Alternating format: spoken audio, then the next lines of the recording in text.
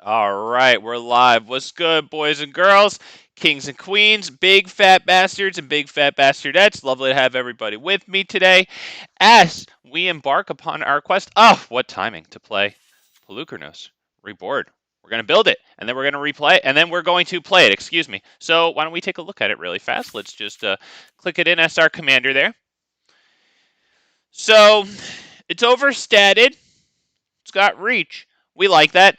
Its mana cost is 3 forests. So if we are going to get it out on turn 2 reliably, we're not only going to need like Llanowar Elves, Elvish Mystic, and Arboreal Grazer, but our mana base and therefore probably our cards in general are probably going to have to tend towards green. They don't have to. I'm sure there's more than the way that I'm going to be building this today. I'm going to focus on, I think it's going to be like a hybrid strategy between tokens and creatures. Um, and maybe I was considering running plus one counter strat, like go wide with tokens and then plus one counters.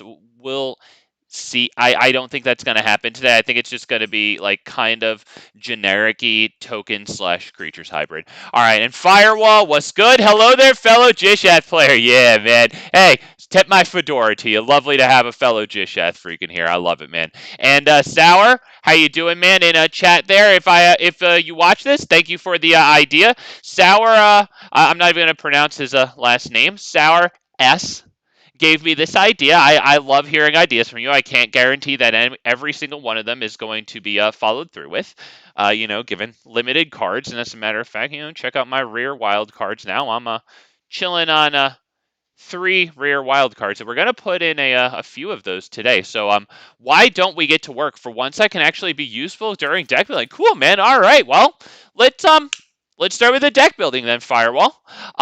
So we're probably going to need to ramp a bit for this thing because while the commander itself is cheap, the activated ability to transform it, and we are going to be focusing on its backside probably. That does cost 6 and the Phyrexian white mana, so yeah, we will be ramping a bit. So why don't we start with the ramping. Llanowar Elves is good. We probably should put Llanowar Tribe in here because it costs the same as our commander, 3 green, and we're going to be tending towards green in the mana base there. Loam Speaker can probably come in. We'll see about this thing because I do like that it gets us a draw. The Elvish Mystic is a really good thing to have on turn 1, of course. I think I probably will put in Arboreal Grazer. There's a 1-drop elf from the new Shadows over Innistrad remastered, but it adds a white mana.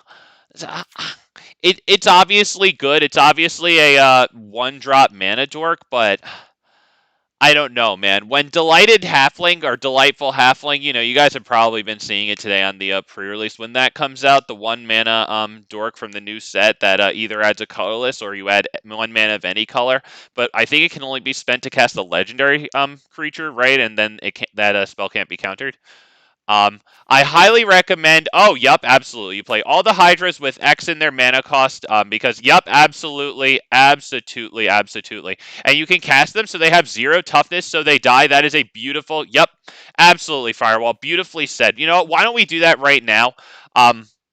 Obviously, POLUKRANOS Reborn, the backside reads, when it or another non-token Hydra you control dies, create a 3/3 green and white Phyrexian Hydra creature token with reach, and a 3/3 green and white Phyrexian Hydra creature token with lifelink. Yeah, Z-Man, what's up, baby? Gargos for the win. Yup, we're going to put in Hydras now. As a matter of fact, let me just put in something really fast before the Hydras. So this little trick up our sleeves will make it so that the mana dorks that we're using to ramp here might actually turn around and, trigger our commander's ability there, possibly. I think I'm going to want fight spells in this deck, too, because it might be all right to suicide our Hydras, right, in fights that they might. Hopefully, they'll kill the other thing, but if they die, too, that's fine. So, yeah, we're going to put Masquerade Nexus in, and now let's sort by a Hydra there. And actually, I should probably... include the not collected because there's a couple of them that I'm going to want to get.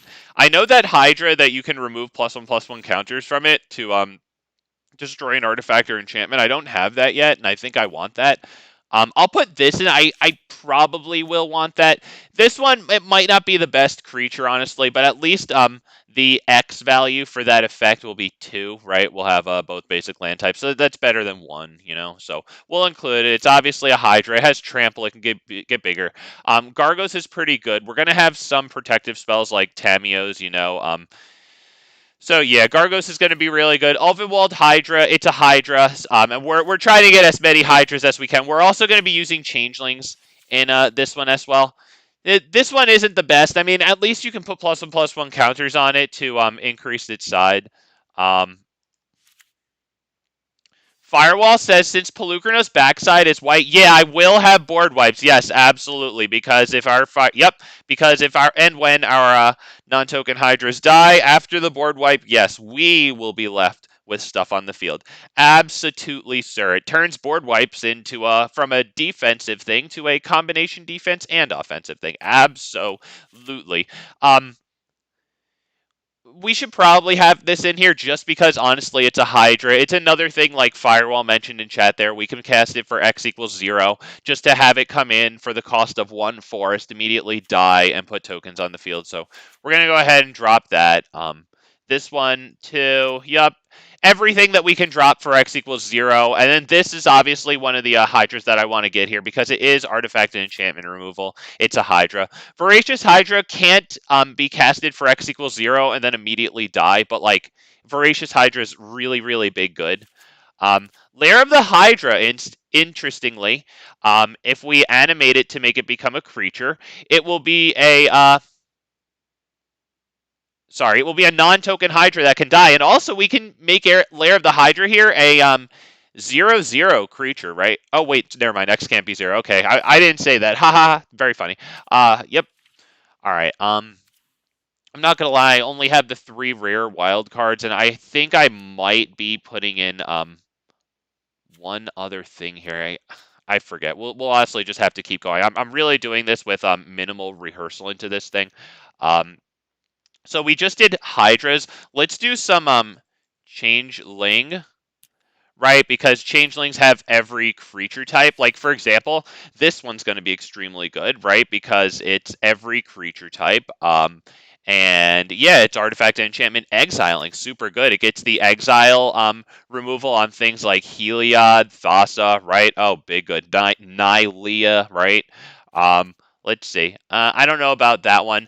Realm Walker's pretty good. We're not always going to be casting off of the top with it, but you know what? We could cast off the top with it sometimes, and it is a Hydra in that it's a changeling, so we definitely want to get that one there.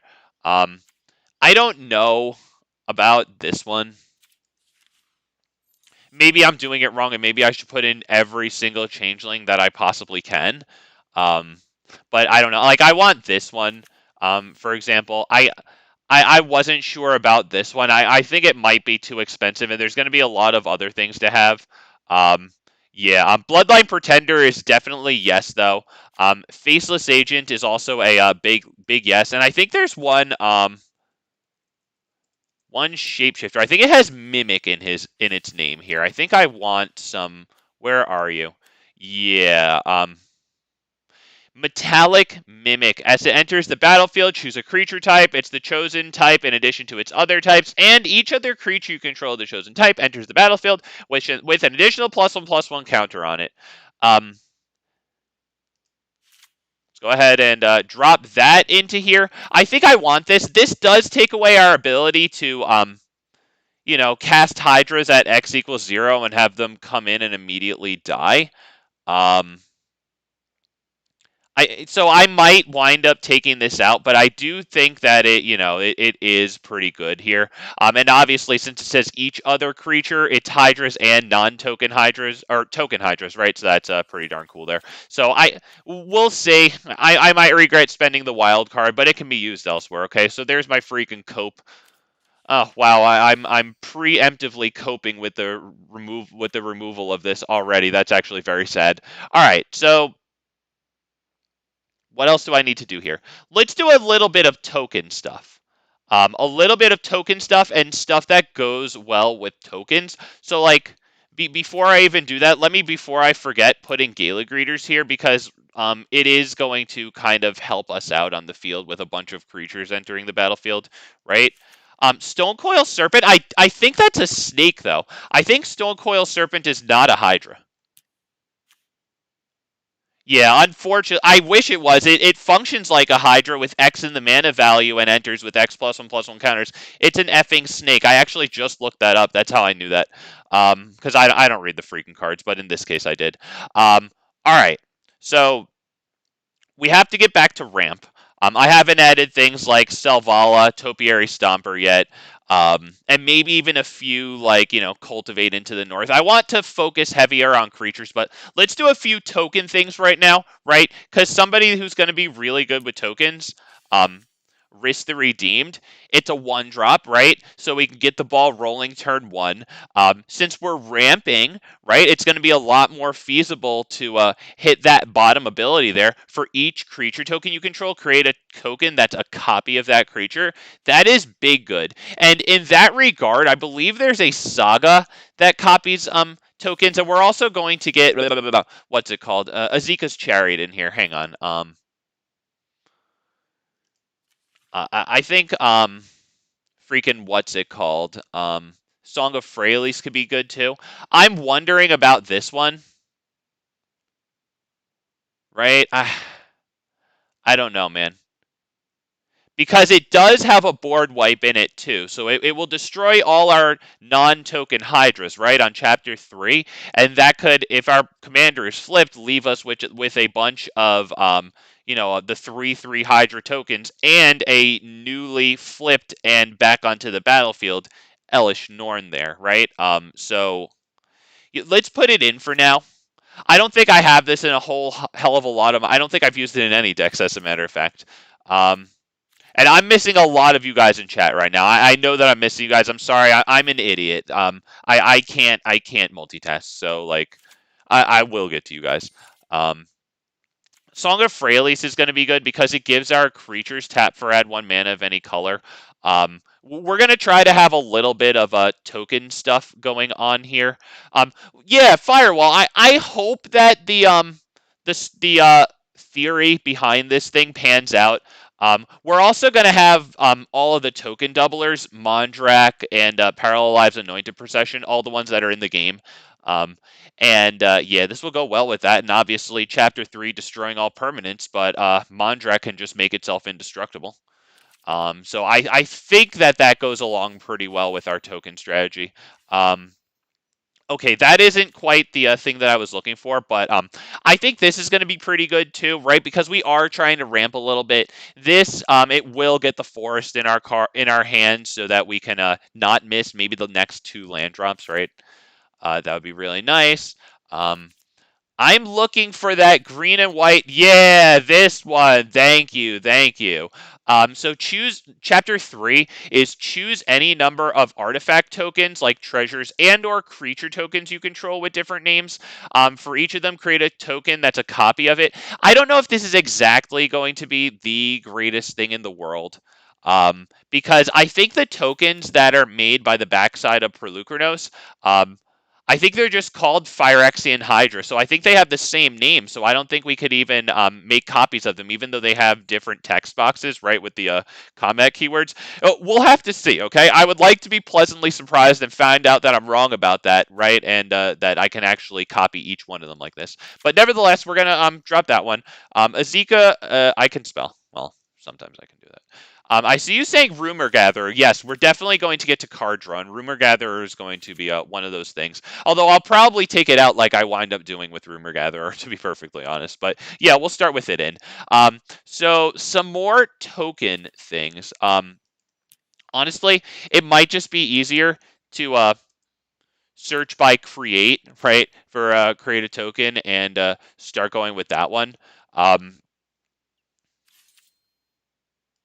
To be perfectly honest. I don't know about Legion's Landing. It is a 1-drop, and then it transforms into a land, which is kind of cool because we do need to ramp a little bit. I I don't know. I can put it in with probably going to take it out, but we can put it in for right now. Because it does create tokens. Like we will have, the token doublers and everything. Um, Halo Fountain is interesting. Um, it does cost a lot of white mana though, and I'm going to be tending towards green because our commander does have triple green mana cost.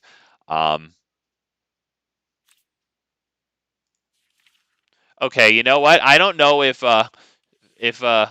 sorting by create is really going to do it for this one.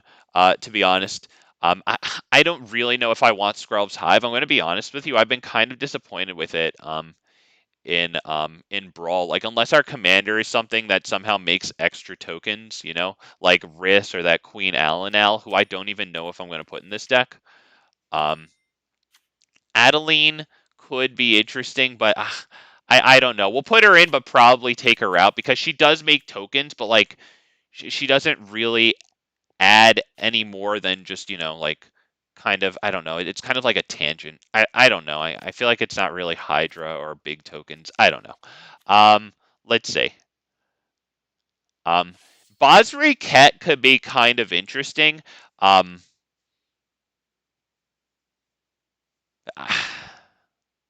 I don't know. We'll put him in, but we might take him out because we are running a lot of creatures. So the -2 ability could be pretty darn good. Um, right? Because we're probably going to have a few Anthem effects. I'm going to have that Cathar's Crusade in this deck too. Right? We're definitely going to have that. Um, so Halo Fountain, we'll put it in. We'll definitely put it in because it does draw cards. We'll see if I want to take it out later. Because the white mana, we're a 2-color deck. We'll give it a shot, honestly. Okay, let's see. You know what? Sorting by create isn't really doing it for me. Um, Actually, Skyclave Apparition should come in along with Brutal Cathar just to be like interaction/removal. Let me just quickly do that one really fast. How come Brutal Cathar isn't here? I have 4 Brutal Cathars. Why isn't Brutal Cathar here? Am I silly? Did I do something wrong here?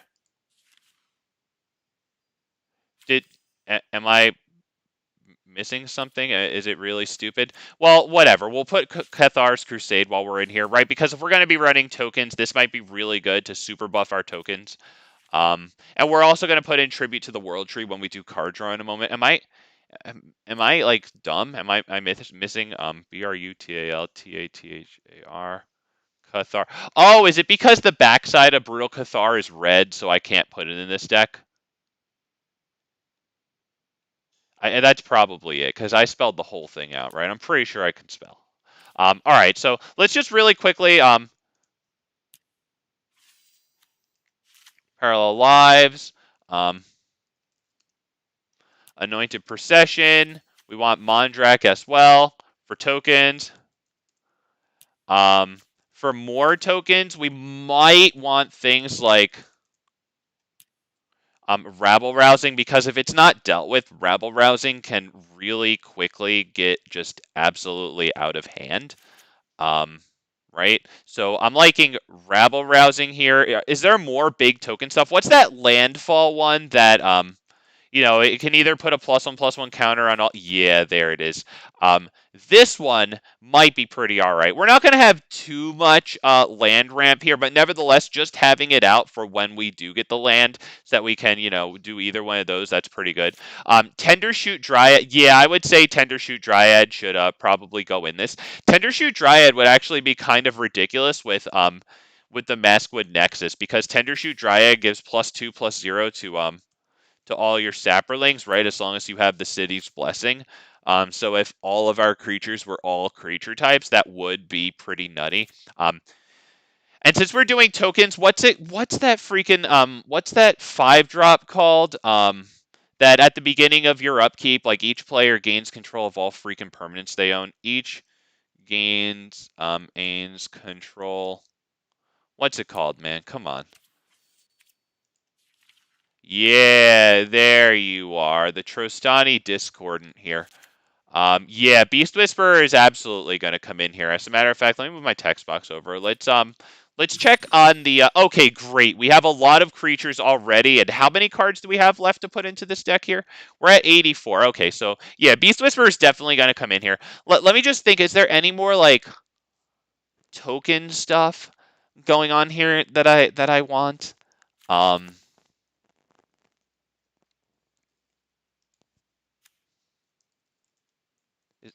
I'll do that later. Is there any more token stuff? How about a couple of maybe anthem effects? Because I think there's one more token thing that I would like. Wedding announcement is pretty darn good there. It can draw us cards, it can make tokens, and it flips over and becomes an anthem effect. And I'm really wondering about the anthem effects and whether or not I really want to lose access to the ability to play Hydras for X=2 or X=0, sorry, have them come in, immediately die, and then make me two of those 3/3 tokens. I'm really wondering, but for now, we're going to put in Anthem effects. And in the vein of Anthem effects, we're running Selesnya, and Mirari's Wake is just so good that it's absolutely ridiculous. If we're trying to ramp, right, then why wouldn't we want freaking Mirari's Wake here? Speaking of ramp, let's get just a little bit more. Cultivate into the north, I think, is going to be. All right, let me. I don't know if we need bigger ramp like Vastwood Surge. We don't have any of that yet, and I still have a couple of bigger cards to get. I still need to do card draw. Let's do card draw right now, since we have a lot of creatures. Beast Whisperer, as I've seen, is definitely going to be good here. I like Beast Whisperer a whole heck of a lot. Since we've got a lot of creatures, Toski is probably going to be pretty good too. Toski also survives, sorry, a board wipe, so that will be pretty good. I want to have like maybe 3 board wipes in here, but I need to fit in my mana or my card draw, sorry. And then we're going to take out cards like, I mean, probably Adeline is going to go out of this deck, you know what I mean? I can't see anything too obvious to take out of the deck right now. So let's hit more card draw. Tribute to the World Tree is going to be great when I can spell it correctly, let's say. Um, is that how you can spell it? Yep, Settle the Wreck. Ooh, I'm going to have to think about Settle the Wreckage there. Tribute to the World Tree is going to be really nice, right? Because those 2/3/3 tokens that are created, yeah, those are going to each trigger a card draw to Tribute to the World Tree, which is going to be absolutely freaking huge. So Tribute to the World Tree, as always, Guardian Project is extremely good. Looks like I have to go through the white cards to find Guardian Project, there you go. I'm kind of already feeling like getting rid of Legion's Landing, to be honest. Um, I wonder if I really need Arboreal Grazer because I have enough 1-drops. What I really need to do is to get more lands out of the graveyard onto the field rather than, hope that my hand happens to have enough lands to not only get the extra land out of Arboreal Grazer, but the next turn drop a land too to make it really count. So that's on the chopping block now since I feel like I have a sizable bit of 1-drops. So let's see. Ooh, wow. Okay, I see in chat. Settle the Wreckage, Scoot Swarm, and White Sun's Twilight. Jesus, that's pretty good stuff. Let's take out Adeline because I don't know if it's exactly what I need in here. Is there any more creature-based card draw? I mean, Selvala comes to mind, but I don't know if I have necessarily the biggest creatures in here. I feel like I run the risk of having my opponent draw more cards out of Selvala than I will overall. So I don't know if I really want Selvala. I might want some more dorks or something. I think I have a pretty good 3 and 4 drop slots. Let's get more card draw into. I don't know about Garrick's Uprising. It's nice that it gives our stuff trample.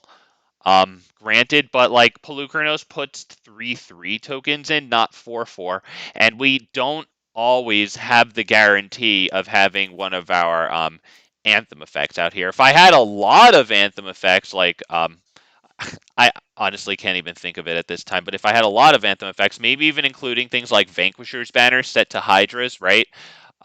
Let's put in a few board wipes right now, and then I'll get back to card draw because I don't think we have enough. I think we'll probably be using maybe things like Rishgar's Expertise. That might be coming into play here, and the one that has like two options, and one of them is to draw cards equal to the greatest creature you control or whatever, right? Um,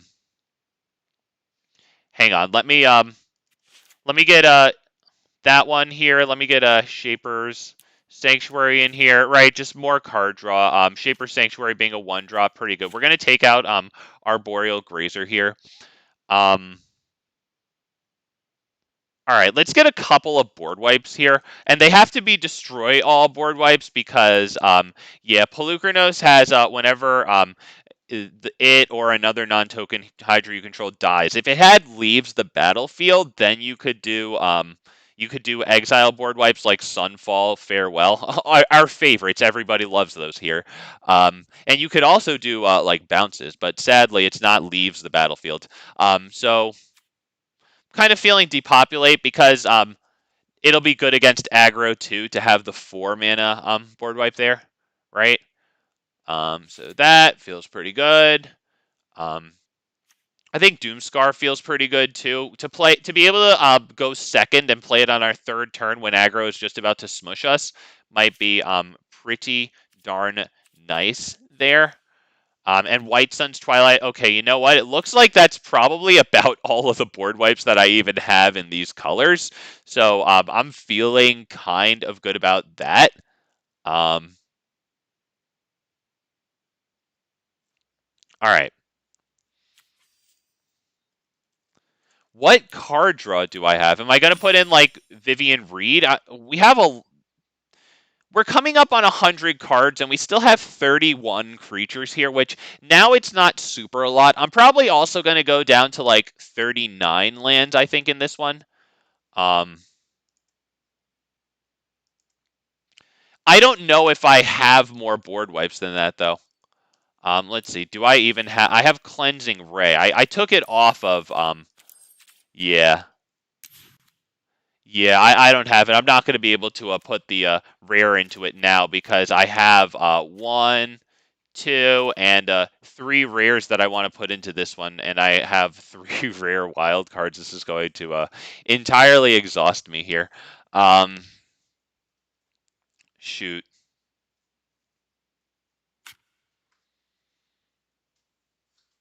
Okay, so there's a token based card draw that might be interesting. Let's start with Rumor Gatherer because someone was mentioning that this one is pretty good. A little bit more token based strategy here. Whenever another creature enters the battlefield under your control, scry one. But if this is the second time this ability has resolved this turn, draw a card, and that can happen with the two creature tokens made off of the backside of this. So Rumor Gatherer is going to go in. I forget the name of the 2-cost spell here. But I know that it's rare. I have it. It's an instant or a freaking sorcery. I forget which one. It's like whenever a creature enters the battlefield this turn. Oh shit, this card, right. I wanted to have this one in here. I didn't segue into it, but take a look at this card. It has Escalate, tap an untapped creature you control, and then you can choose one or more options depending on how many Escalate costs you pay. Right, I think that's pretty good. Destroy target creature with power 4 or greater, destroy target enchantment, and put a +1/+1 counter on each creature target player controls, probably me. That's big good, so I think we're going to take that. I'm going to need to do some pruning on this deck here because I also want Swords to Plowshares in here, and I know I'm coming up on Settle the Wreckage is going to be interesting. It's going to be interesting, to be perfectly honest. I don't know. I don't know. Wow, I have oh god, Urza's Ruinous Blast, good god. All right. Where the hell is that Yeah, Return to the Wild Speaker. Thank you. That's the name of the card I was thinking of. Thank you. Yep. All right. Why don't we get Return to the Wild Speaker here? I was describing it before when I put in Rishgar's Expertise. But there it is. Um, Here it is, Rite of Harmony. It's an instant. Okay, whenever a creature or enchantment enters the battlefield under your control this turn, draw a card. We definitely want that. We're probably going to have to take out some stuff here. Let's say, just to start thinking, what stuff am I going to take out of here? If this doesn't work out too well, we can do that. But for now, I want it in here. Kind of, honestly, not sure about Skyclave app. It's really good, though. It's really, really good. Now, Maskwood Z-Man, the reason I want that in here is because, like, this makes our everything we're doing, like, more potent, you know? I don't know if I can get rid of that.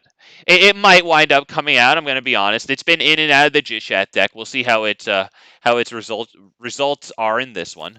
Johnny, what's good, man? Hey, thank you for stopping by.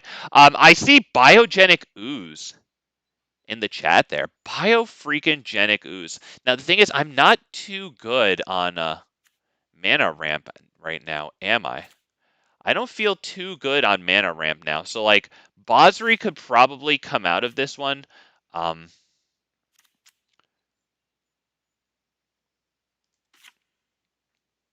think we're going to run 39 lands. So we can also take just one any land.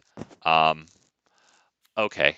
Yeah, since I was thinking of ways to draw cards, yeah, Hunter's Insight might be good. And for anybody watching, Hunter's Insight is a great use of a uncommon wild card. It's one of your better uncommon wild cards that you can get, man.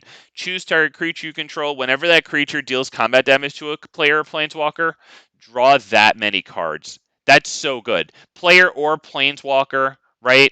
Instant freaking speed. It's not draw one card, it's draw that many cards. That's super good, man. That is super duperty freaking good. I'm not sure about Colossal Majesty, although it does work with our commander. I don't know.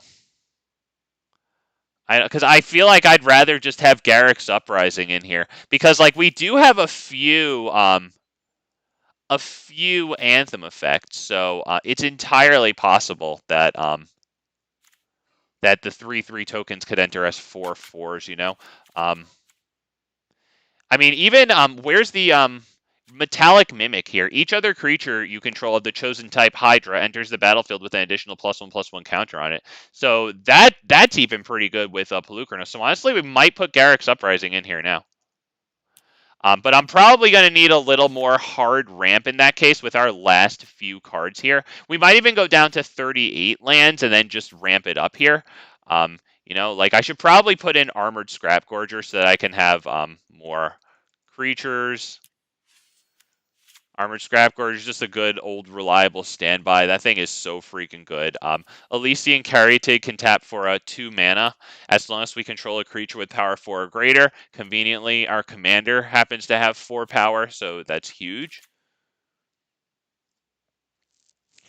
Johnny, yeah, I have the Hydra growth. I'm not sure where to make room for it in this one though, but it is pretty good. It's definitely good. I'm honestly debating Halo Fountain at this point. The only thing keeping it in here is the fact that it is card draw. But we're gonna keep our eye on Halo Fountain. That might go. Song of Freyalise maybe could go, depending on how good I feel about the numbers of creatures that I have out all the time. We've got 33 creatures. That's not super a lot, but obviously it's pretty good. 27 non-creatures, so like I don't feel bad not having Vivian in here. Although now that I think about it, we're running a token strategy and I do not have Vivian Monsters Advocate in here. I was thinking about Vivian Reed there. I'm okay not having her in here because we don't have super a lot of creatures, right? But we do have a lot of creatures. And it does destroy artifacts and enchantment. But Vivian Monsters Advocate needs to be in here, right? Because it makes tokens.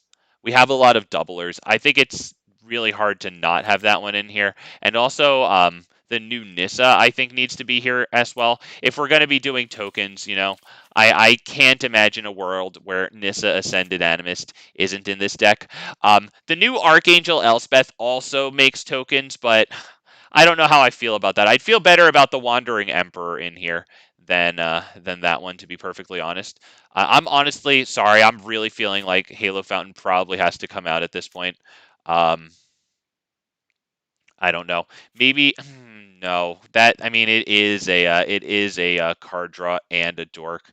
I think that might have to stay. This could be on the chopping block if I don't really like that it can't, double both of the POLUKRANOS tokens. This one might freaking come out of here, to be perfectly honest, because we have a lot of creatures, not super a lot of tokens. We'll keep it in for now, but this one's like probably number one on the chopping block. It's going to be really important to get a either turn 3 reliably or turn 2 as often as possible POLUKRANOS Reborn. When that new Delighted Halfling or whatever comes out, that'll be pretty good. You can also run Realm. Let me just search for Realm. All right, you can also search Realm Cloaked. Okay, I probably don't have it, but let me just see what it is, even though I probably won't be able to put the wild cards into it. Oh, here. Oh, right. Realm Cloaked Giant. Yeah, that is cool. I won't be able to spend the Mythic, of course, but yeah, that's definitely pretty cool. Shoot. What do I get rid of now? Hunter's Insight might be able to go. It might be able to go. I know that it's card draw, but I don't know. Rite of Harmony might actually get out of here too, because we're not putting in like a lot of creatures, unless something crazy happens. Um, let me check chat, see if y'all had anything there. Oof, Biogenic Ooze. I think I have too much in the big slots, but I believe I do have Biogenic Ooze. Yeah, Biogenic Ooze, that's actually super good. And there's another one that puts a token onto the field at the every one of your end steps. I forget what it is, but these are all perfectly legitimate things to put into this. Yeah, Consuming Blob. Consuming freaking Blob. There it is. That's pretty cool too. And like if you're going full tokens, there's also the recently released Gutter Grime might not be terrible, right? Because it also has whenever a non-token creature you control dies, just like our Commander's theme is, right? Slime counter on this, blah, blah, blah, then create the use, blah, blah, blah. So that might be pretty darn cool to run it that way too. I'm honestly kind of feeling Migration Path and Beanstalk Giant. Well, Beanstalk Giant is also going to be a creature. So that's pretty interesting too. But it ramps 1. I want some ramp 2 stuff. But it is a freaking creature. Damn it. Honestly, Song of Freyalise might not be good enough. Because we don't have too many tokens. We're not running an actual token strategy where we're like kind of aggroing the tokens out. It's kind of mid-rangey, slow and steady. It honestly might come out in exchange for like actual ramp here. And I think that what's it called? Cryptolith? Is that what it's called? Yeah, Cryptolith Right might be better than that. Honestly, I don't know if I'm going to use it, but like it might be better because like you can get some use out of some weak hydras or something. I don't know. I also don't have a lot of interaction in here, to be honest. Azika's Chariot might actually leave, to be honest. Azika's Chariot might have to go. It does make tokens, but I don't know. I don't know.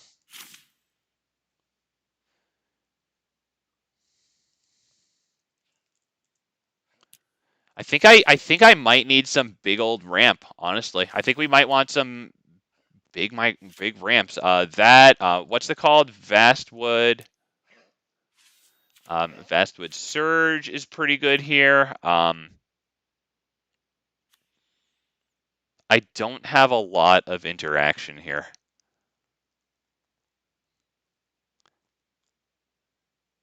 I also need some 2-mana stuff to do too. The big ramps are pretty cool, but I do need like some mana dorks, like Loam Speaker maybe might be pretty good. Leafkin Druid might be pretty good too, since we do have some tokens in here.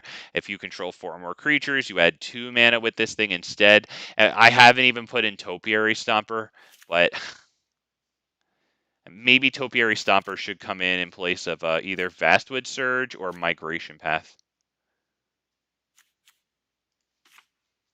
Because it ramps 1, granted, but like it does cost 3, you know. And we'll probably have more to do as the night goes on, because I'm going to be real, like, I'm not thrilled with the size of my 2-drop slot, and I know that a lot of these 1-drops aren't really 1-drops until we have Polukranos flipped onto the field, and then we can start dropping them. I don't even have the Great Henge here, to be perfectly honest. How the hell am I going to get the Great Henge into this deck? I need the Great Henge into this deck. Let's drop 2 planes. One of those is going to be the Great Henge. We need the Great Henge in this one because it's draw, it's added mana. We need it. And then what's the last one going to be? It's going to be a land.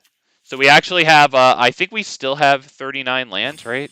Okay, we have 38 lands. My bad, right? Because I took out 2 and put in 1. Okay. So 37 lands plus Kalni Ambush. That feels pretty good. Maybe Baliged Recovery could go into here too, honestly, since we're going to be leaning towards green, I think. And we'll just do the lands now. I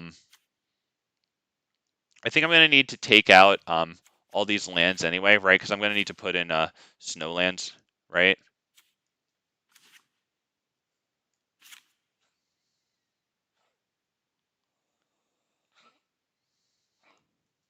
Let's just Jesus, that was very stressful. Not gonna lie. Jesus. All right, let's hit the lands at this point. Land, yeah. All right. Yes. Thank you. So we're going to be doing Snowlands, so not those. Ganjo and Beseju are auto includes, of course. Let me just quickly throw in both of these. Good God, man, this frame rate. All right, we're gonna do it though. At some point today, we'll have all the lands in this. Do I want this one? I want that one. I mean, this is pretty good, right? It's a protection spell. I actually don't have freaking protection spells in here.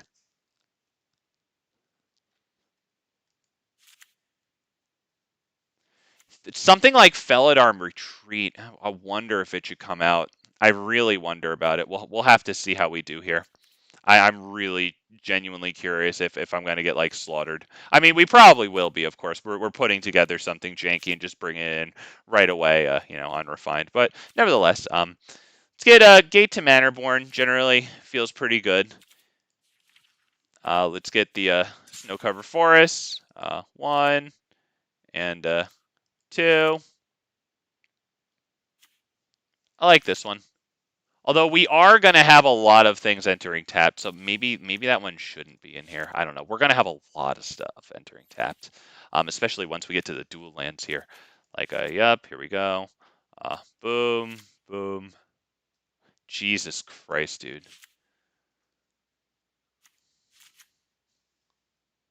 All right. Do I have Ondu Invasion? If it's a rare, I might not. But, I mean, if it's common or uncommon, yeah, that would be fine to acquire. That...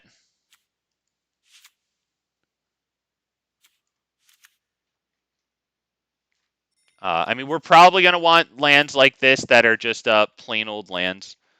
Although, honestly, you know what? I might as well put in the one that enters the battlefield, gains us a life. That could be good, too. We're going to have a lot of them entering tapped. We have the Scry one, which is super cool. And let's go get the one that can draw us a card if we absolutely need an emergency, even though that's a very expensive card. Okay, and then with the rest of these, honestly, I'm ready to drop as many forests as I can. I'm really unsure about Battle for Bredegard, to be perfectly honest. Let's go ahead and hit forest there. Where's my snows? Yep, here we are. Jesus.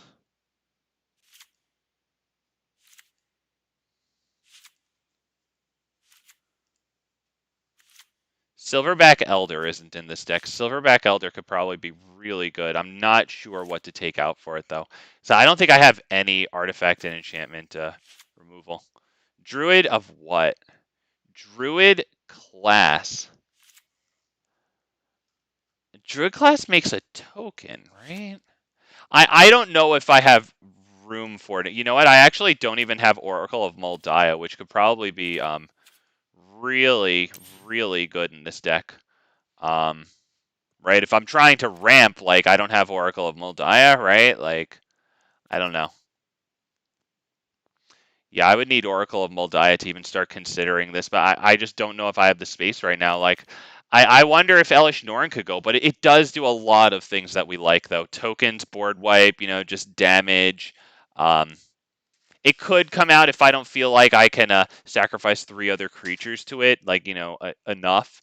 But I need to figure out right now how to get, what the hell is it called?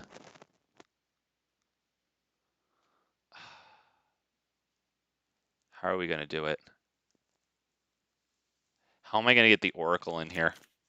Do I take out Vorinclex and put in the Oracle? Might want to take out Vorinclex and put in the Oracle, honestly.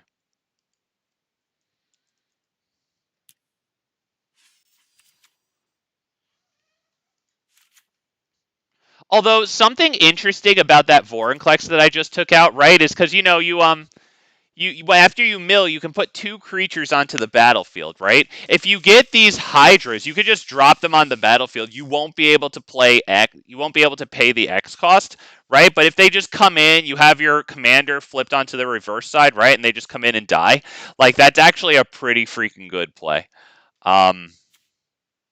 I was thinking about Surrak and Goreclaw earlier, but I don't know about it now. It is in the back of my mind because it really does give things haste, and we have a decent amount of non-token creatures here. Zendikar's Royal.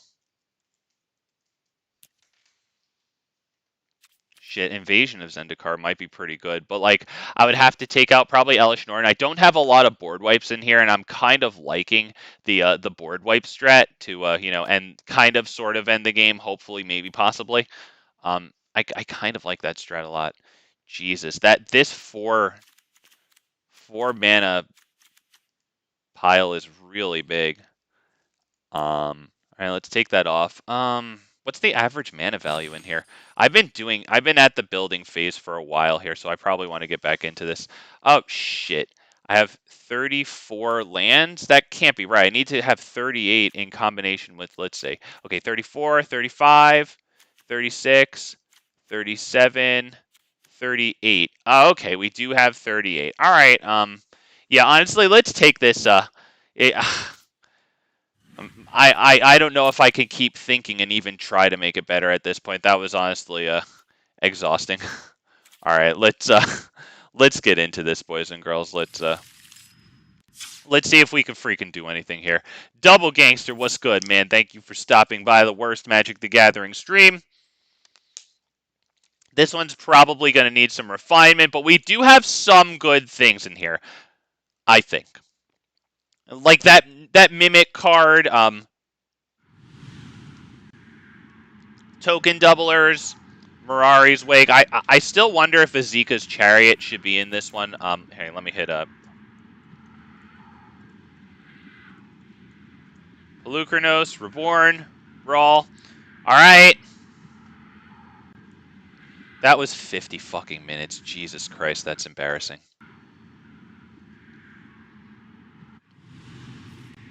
That was actually 50 fucking minutes.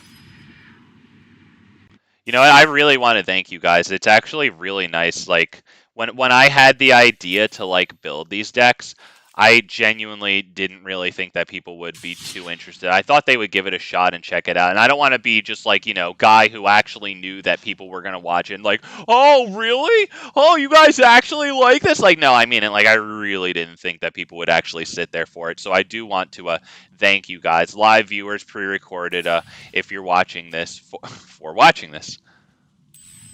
Brawl, historic Brawl. That was fucking 50 minutes. Jesus Christ. Oh, I didn't even put on my Atraxa sleeves. Oh, F. L. Major L. Let's see if it can be piloted. So, like, we're really going to have to pay attention to how castable we feel our hands are, right? Like, if we get flooded with, not with land, sorry, if we get bricked up, I should have said, with, like, too high of cost, because that 4-drop pile of cards is really big, and I don't have a lot of 2-drops. I don't have as much ramp as I thought I would. I don't know.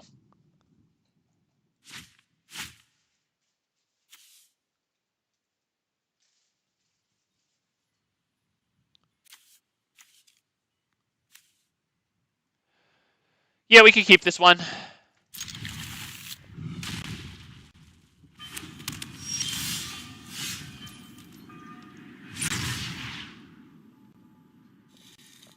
All right. Let's drop this. Pass the turn. All right. All right. You know what? This is an incredibly fortunate set of opening cards and whatnot. It's up against an Atraxa, so it's a little bit of a waste, to be real. But we're not looking terrible here. We can drop the commander and probably just have it straight up dead, to be perfectly honest. But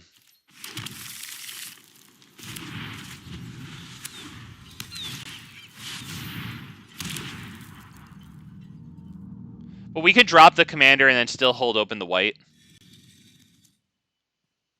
Johnny says 50 minutes is better than me taking 2 to 3 days. That was a pretty tough one, man. Like that's not just your cut and dry freaking deck there. I actually had to use a little bit of brains, and I barely have a little bit of brains.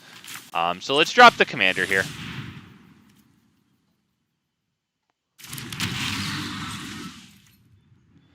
Since we don't have the backside up, we're not dropping X equals 0 Hydras yet. They have 5 mana. I would assume Atraxa's more than capable of killing our commander here, at which point I don't know what we do. Is it Bloodline Pretender? Yeah. Search your library for up to 2 forest cards.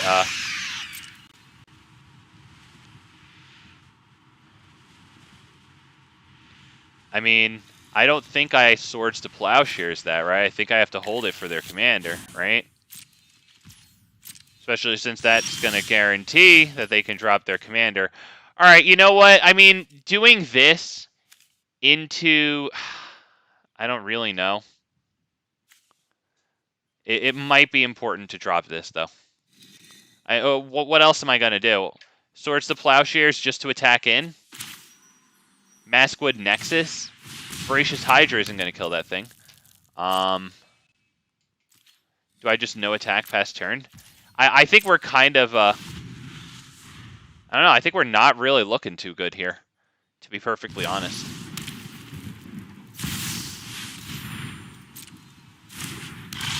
Well, that's going to eat the Swords to Plowshares, I'd think, because we do need our Enter the Battlefields, I would think, especially with Tribute out here.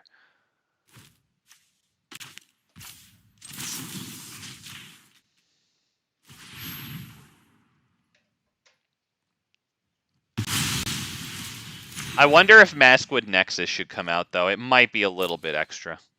Like, it might need to come out just for, like a 2-mana dork, you know?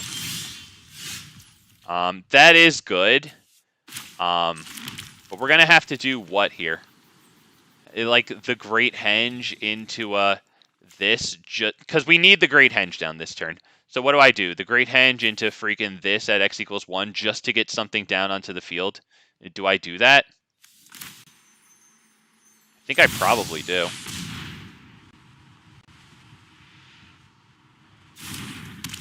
Let's go ahead and drop this. X equals 1. I think that's the right play, right? I'm pretty sure that's the right play.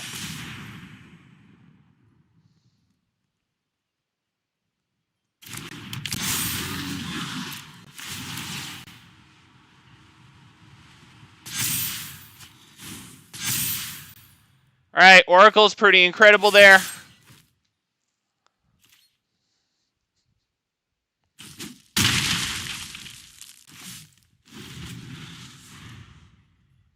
So something that we can do next turn. Never mind. I was going to say we flip POLUKRANOS and then do Voracious Hydra. My bad. That's not going to happen. We could flip POLUKRANOS and then attack. I would like to ask about any lunar anomalies you have experienced. We can just straight up fight Voracious Hydra against the 6/6 Vorinclex.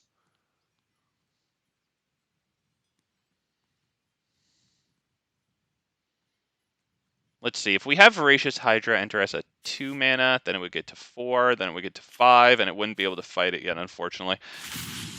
So I'll just cast it for maximum X value, I guess. Brought more parchment. Right. We need to kill this, I would assume, right? It probably needs to die. So this at X equals 5. Can we do anything different? 1, 2, 3, 4, 5, 6, 7. We might as well just do it for X equals 5, right? Yeah, let's just X equals 5 it. X equals 5. Yep.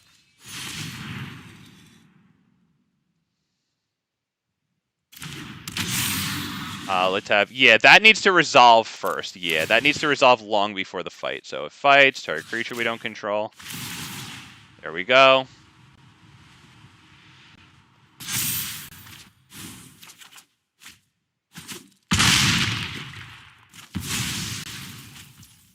We can probably drop this one because it gets us the emergency card should we need it. Let's go ahead and attack in.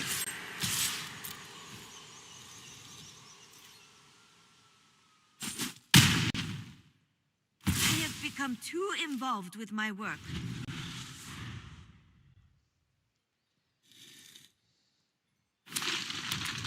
POLUKRANOS' ability costs freaking 6 and the Phyrexian. So I have 6 lands and then 2 on top of that, which isn't a whole hell of a lot. I mean, given that we're up against a Troxa, honestly, yeah, this is going all right.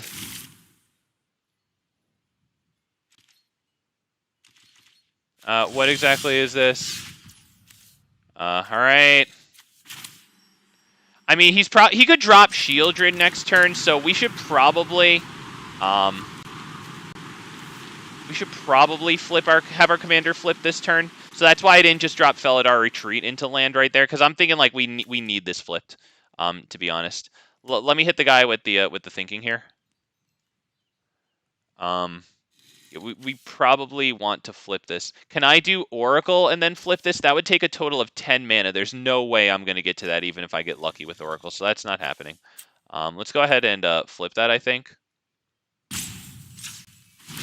This is really tough. This is really tough, you guys. Yeah, this is really tough. Sorry for taking forever here.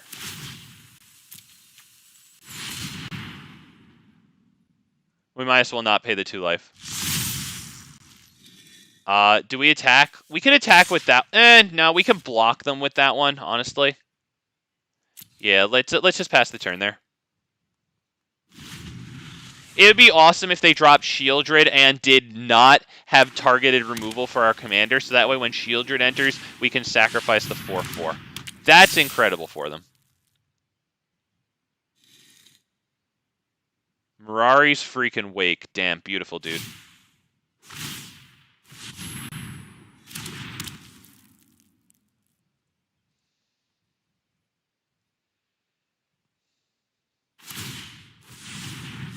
Okay, we have 9 total mana, so that means that we can drop Oracle of Moldiah and do Felidar Retreat, and then hopefully get lands on the field, right? Hopefully. They still get to smash for 8, and it's Vigilance, so they also get to block, and we're not thrilled with that.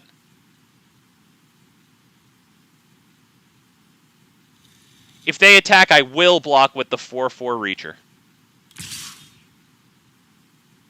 What's good, Nick? Oh, yeah. Hey, Atraxa's doing pretty all right. I will not double block it, I don't believe, right? Will double blocking work? Let's see. Hang on. Let me think. If I double block it, they both die, right? Most likely they won't assign the combat damage, that way only one of them dies. We would put in 4 tokens, right? And that would get us 12 power onto the field, plus this is 18, but they would have 32 life, so there's no way we'd live through that, so I'm not going to do that. Alright, we're going to draw 2 cards here off of Tribute.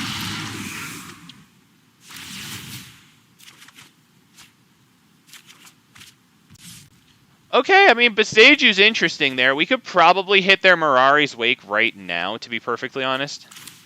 Plus, it brings their Atraxa down to a 7/7, which makes it a little easier to match its power with the Felidar Retreat landfall.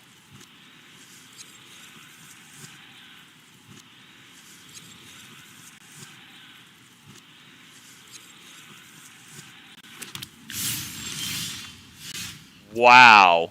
Wow. Can I just drop that and win? 1, and then 5, 6 forests. So we have how much on the field right now? Let me hit the guy with the thinking. So 6 forests we have, right? Okay. Is this a forest? No. Okay, so we have 12, 18 damage on the field. And then we would add 6 times 4 damage to that, which is 32. So 18 plus 32 is 50 damage. They would be able to deal with 40 of it, given that they have 7 lifelinking here.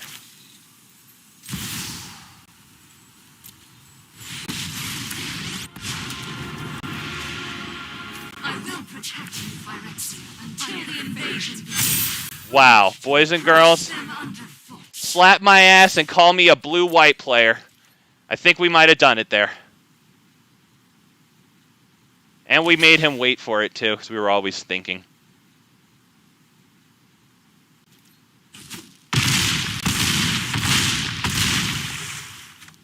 Did I fuck it up there? Alright, yeah, I fucked it up there. Alright, you know, I tried my best. Sorry, guys! We still get 2 cards here. So hopefully they don't wipe the whole board. We do get to drop this land, so that's kind of nice. I would say we drop this just for the card draw here. Yes. I mean, we'll see. Atraxa's loaded with board wipes. So we'll see how it goes, but like that was pretty incredible. If they drop Atraxa here, I'm assuming they're not going to drop Atraxa here. Because that's going to take a lot of their mana. Yep, we did not. What did I do wrong? How did my math go wrong? I'll have to do an autopsy on my math there. Yep. Ladies and gentlemen, we did not get him. Yep. Oh, well, he's looking pretty good there. Looking pretty good there. Yep, we have to sacrifice a creature. We'll sacrifice this. Looking like we're probably dead here. This one is not going to get big enough, so I think that that is probably a good game. Unfortunately, we're not going to do... I mean, we could try, you know, but, like, it's not going to be cute here. We're not getting through that, you know. It's a lot of things with 7 and 8 toughness apiece. Yep. Good game. Yeah, my bad. That wasn't even... All right, you know what? We didn't really think that we had a chance there. My bad. Right, it enters and immediately gets -2, and it's a 2/2. Yeah, well, it's not like I thought that we had a chance there. All right, yeah. The whole reason for playing the Oracle of Moldiah there, for the record, was to try to get the land for Felidar Retreat, or whatever it's called. I think Felidar Retreat might be on the... short list of things that are going to get cut.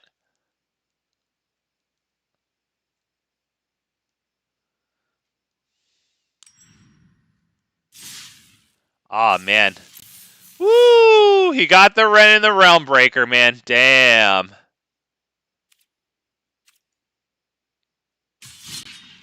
Firewall says, isn't it weird how lifelink gains you life even in situation where, by the game's own rules, you should lose?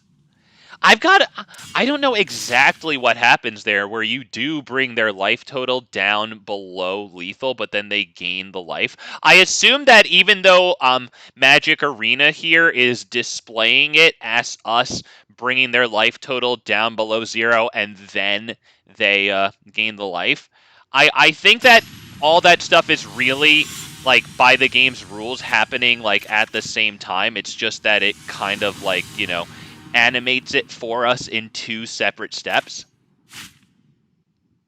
Because I think that it's all combat damage. So I think the life gain that they gain from, lifelink, I think that it's just the game kind of not really doing exactly the perfect thing there. Because I think the life loss and the life gain happen at the same time.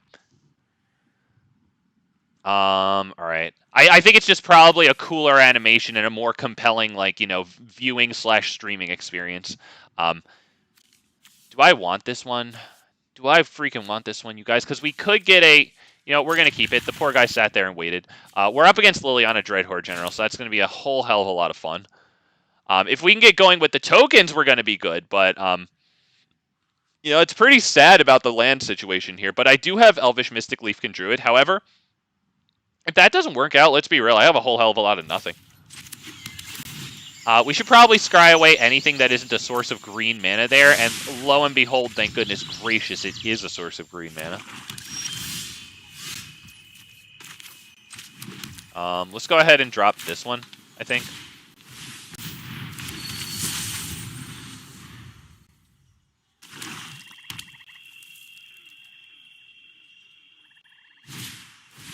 I cannot believe anything lived against freaking them. Let's go ahead and do this. What am I going to do here? Is it going to be POLUKRANOS and then probably the Elvish Mystic? Yeah, I think that's it.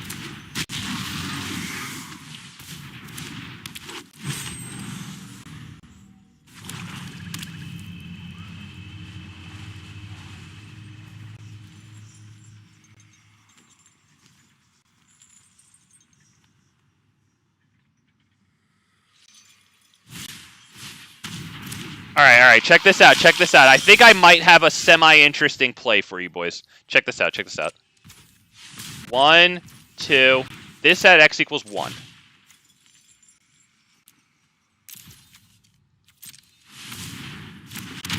Now we have 4 creatures.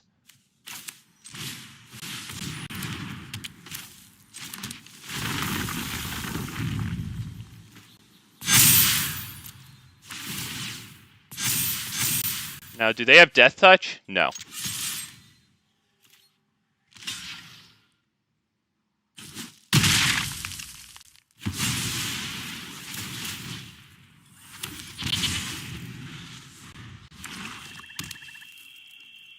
Alright, can I not lose all my creatures, please? Please?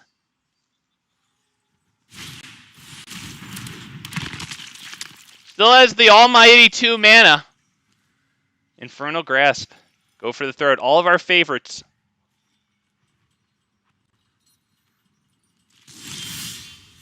Alright, they hold open the mana.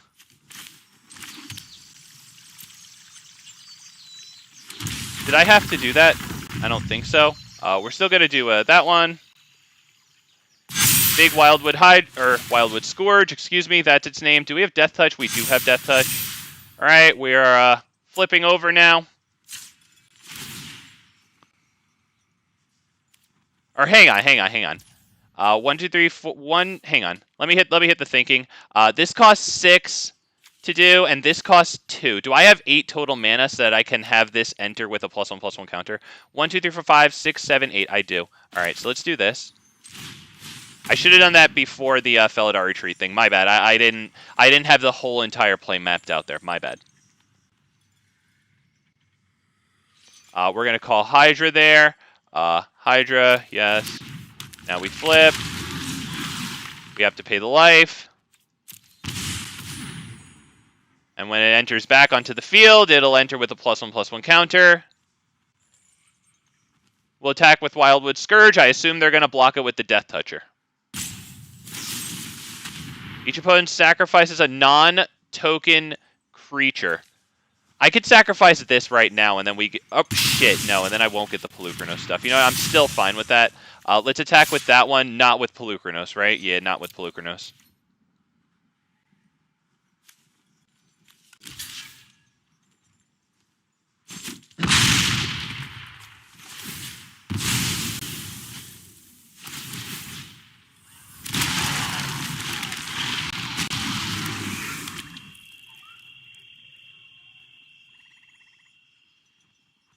Okay, we do need to start getting some gosh darn Hydras onto the field, because, like, POLUKRANOS, it is nice at 8/8. If they drop another Death Toucher, it's not going to be super incredible.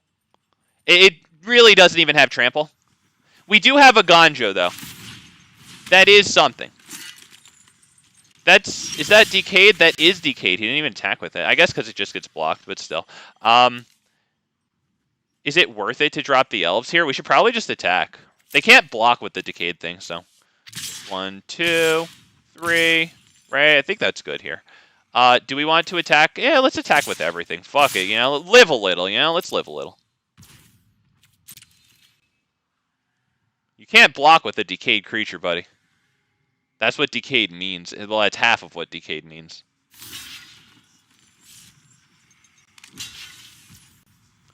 Alright.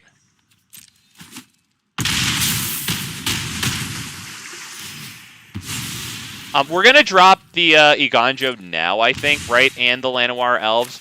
Because we want 2 creatures to sacrifice to Liliana. If they're going to bring it in here. Let's get the 2/2 cat, because we will sacrifice that to Liliana. We'll sacrifice that and the elves. So I don't even know if they could play Liliana here.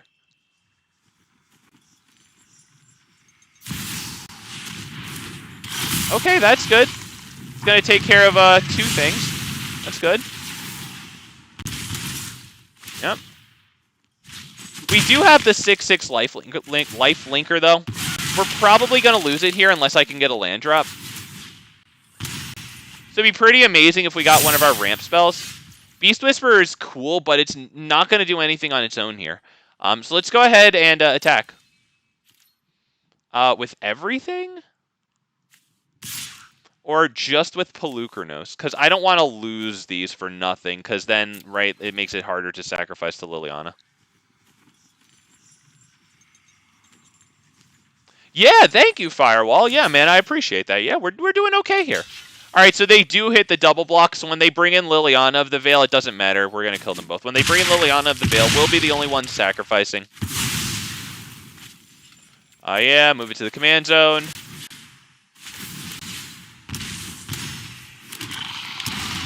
We could probably hit this one. And now, this one. And draw a card, which is the best thing in the universe. Did I get my land drop this turn? Beautiful. So we only have one Hydra that will die if they hit some sort of board wipe, right? By POLUKRANOS'... Oh, shit, it's not on the backside. That's going to take some getting used to, right? Okay, so even if it dies, yeah, we won't get the tokens, Mobby. Mobby.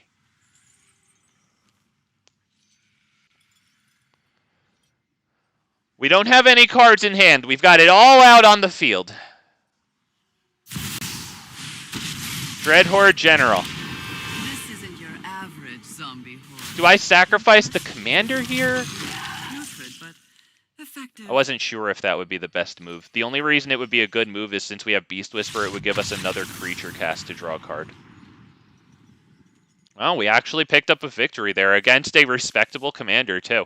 Absolutely. By the way, shout out to Lana Berry, who I believe is a viewer who's putting this this commander together. That's a freaking commander. That's a freaking commander, man. Yeah, Z-Man knows it. Hey, in slightly different words, he said that's a stupid. Yeah, that Planeswalker is very, very powerful, sir. That is a very powerful Planeswalker, and I just want to let you guys know right now, the invitation is always open. I always enjoy playing you guys. Whenever you're whenever you're interested in playing me, be it any format, I always like playing you guys in Historic Brawl or Standard. I also have some Explorer decks, and I could play against your Explorer or Historic decks with those if you're interested. Although I might have to put together... I've been making a lot of decks. I've had to delete a lot of decks. I might actually have to put together an Explorer deck before I can face you guys. So actually today I'd probably prefer to face you guys in Historic Brawl and not other formats, since it did take me 50 freaking minutes to put this damn deck together. To be real.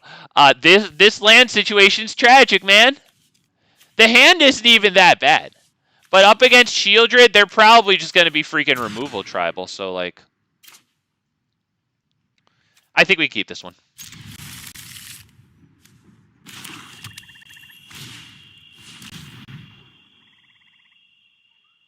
Non-creature, non-land. Oh, right. That one is a non-creature, non-land. All right, well. Now we do that. This is the next land we play. Okay. Yep, we reveal that. Into the North is probably going to be a stronger play than Gala Greeters. Right, up against black with 2 mana menacingly open.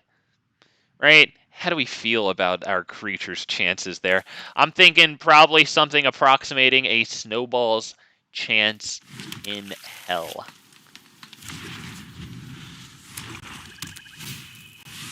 Nice, Relic of Legends, and the past turn. We will go ahead and drop, I think, Oracle of Moldai and try for the land off the top, which would be the Dream, and it is not the Dream. No Dream for me.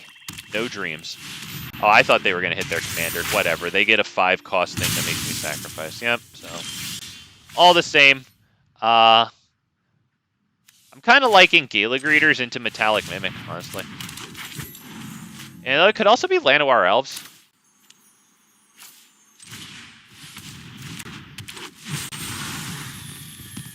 Treasure. I'm going to have to discard a card.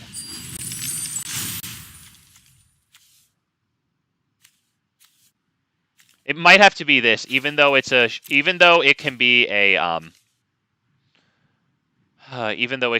Hydra, which pairs well with the backside of our commander. It's going to be a little tricky getting there. I also don't mind not giving them Tendershoot Dryad for Chapter 3 of this freaking thing, right? So, kind of forces my hand there. It was either that or Wedding Announcement. Wedding Announcement can draw us cards. Right, we do have the 2 creatures required to attack and then get the card, so I'm kind of feeling that one. Then again, I mean, Tendershoot Dryad is going to be pretty good, right? And it's going to get us some nice stuff with Gala Greeters. So it's either Parallel Lives here or this one. I kind of like this one. We probably want more treasures, honestly. We can go ahead and attack. Let's see if they have anything to do about that at instant speed. Alright, probably more treasures. Right, so that I can do Parallel Lives into POLUKRANOS and then make even more treasures. Not to mention, those treasures just helped us acquire the City's Blessing. I actually didn't intend on that synergy, but that actually was well played by me in a universe where I actually intended that. I still get to claim credit for it, though. I totally meant that. All right, we only have 4 lands and 4 creatures, so the treasures actually did it there. Nice, not bad, not bad. If they want us to sacrifice a creature to their commander's ETB, I will sacrifice Llanowar Elves. Gala Greeters making us treasure tokens in combination with Parallel Lives and a creature entering the field is going to outweigh Llanowar Elves. Which one is this? Liliana of the Fail.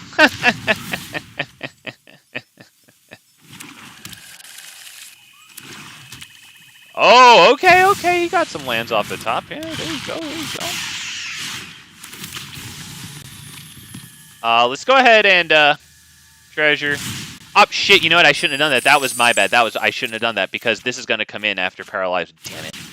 Damn it, I screwed that one up. My bad. My bad. Okay, I'm going to get it right. You guys, I'm going to get it right. Let's start with this. I screwed up. I'm mad. I'm angry. Yeah, just POLUKRANOS. Yes! Damn it, I screwed up. You can get a +1/+1 counter now. That would be, yep, accidental synergy. It still counts! Still counts! Alright, we get big stuff here, so we're gonna go ahead and counters and treasure tokens, and that's 2 treasure tokens thanks to the, all tokens being doubled under, parallel lives there, which is pretty nice.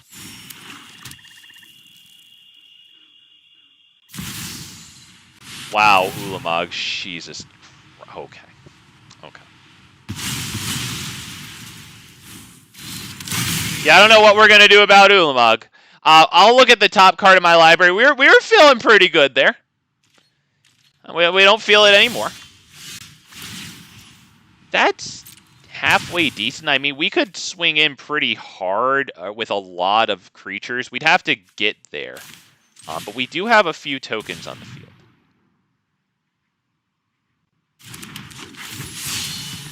Let's go ahead and tap treasure. Wedding announcement, so we can start making even more tokens, maybe. Might be good. Right, it's either that or flip POLUKRANOS here.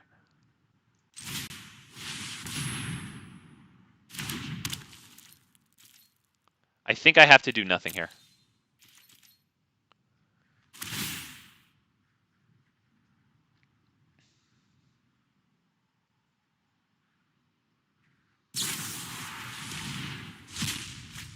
Alright, yeah, just to draw a card. Why not? Okay, cool.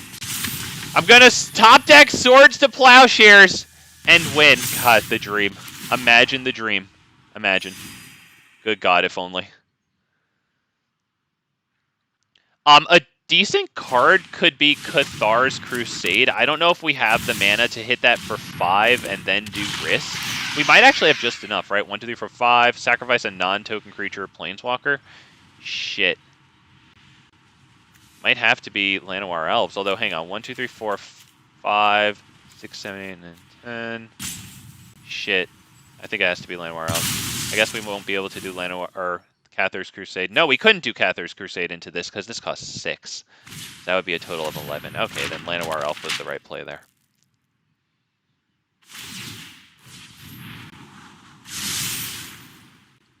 Tell me you're attacking with Ulamog. God, you're such a bitch. I hate you.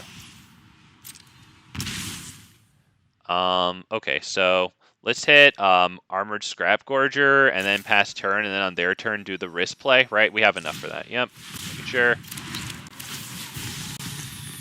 Let's go ahead and, is it Treasure? At this point, maybe it should be the Life. Let's go ahead and pass the turn, I think, right? Yes, I think that's the only way to do that. That would be 2 life. We do need to keep our life high. I know that we're near our starting life total, but they really have a lot of stuff. They could just flip over Shieldred. I'm pretty sure we have... Oh, no. Nobody has more than 8 cards in their graveyard. Isn't that what it requires to flip over? Yeah, activate as a sorcerer, and only if an opponent has 8 or more cards in their graveyard. Oh, okay. Not a player, an opponent. Okay.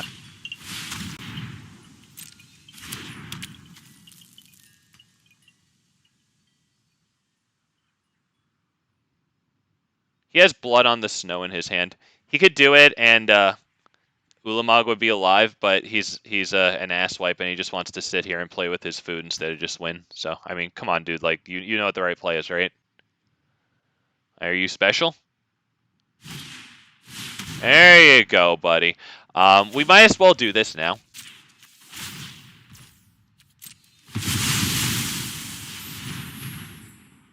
Although, now that I think about it, what does it really do?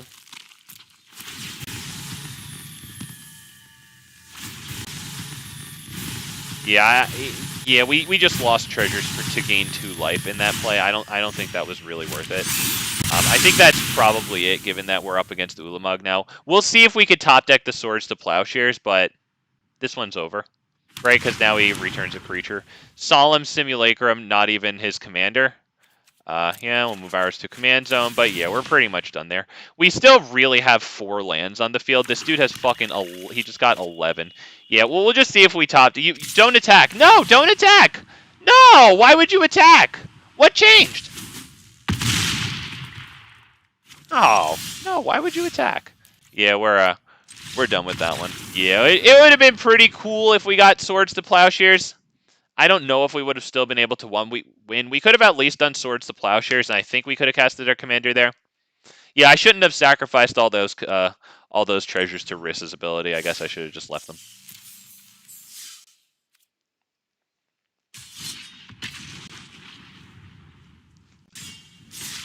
I think it's probably obvious, but that Felidar retreat will get better and better the more lands you put into this deck. And even like cards like Ashaya, you know, just any even creature based put lands onto the field, like Topiary Stomper. I don't know how many there are, but like that. And Ulamog exiled the sword. Okay, there it was. There it was. Okay, all right. That happens. Yep, good game, good game. I mean, it was up against black, so maybe good game is arguable. Do I keep this? 1, 2, and then we have 3, and then we have 4. It's worth a shot.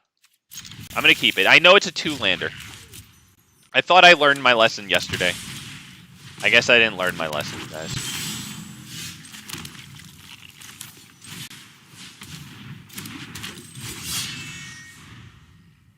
There is something that we might have to resort to in an emergency, but it would be very nice if we could get a lot of lands on the field before we have to do that, because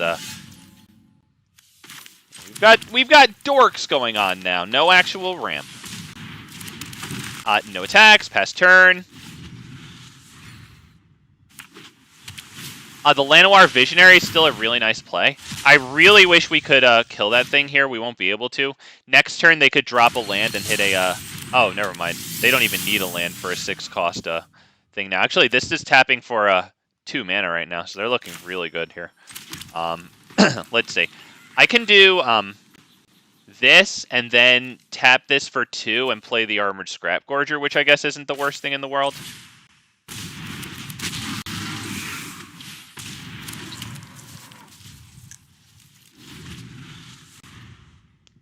Although, to be honest, maybe I should have just dropped Armored Scrap Gorger, right? Because we might have to depopulate here, so.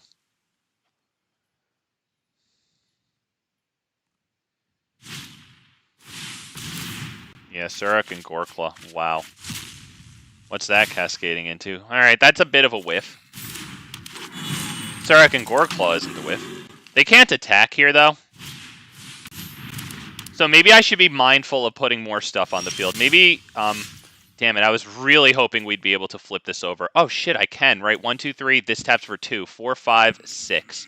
So we flip this over and that's it.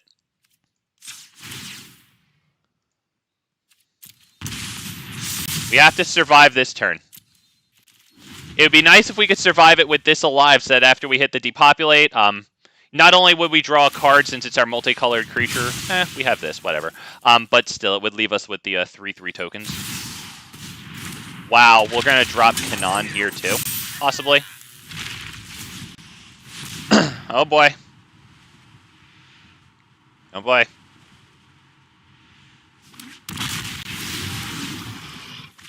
Shit, he drew some cards. That's too bad. I don't like that. Alright, so he gets a fat swing in here. I would assume he attacks with both 6 power things here. Oh, and we're going to kill his land from this one. Alright, there you go. Don't be intimidated by this, boys. Play it cool. You're a bitch. I hope you feel bad, man. I hope you feel fucking bad.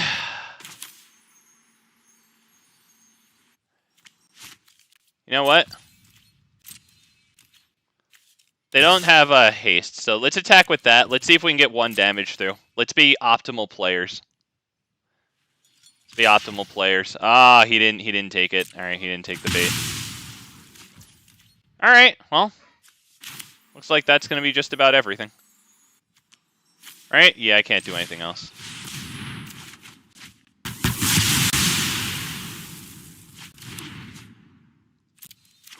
And Where's my tokens?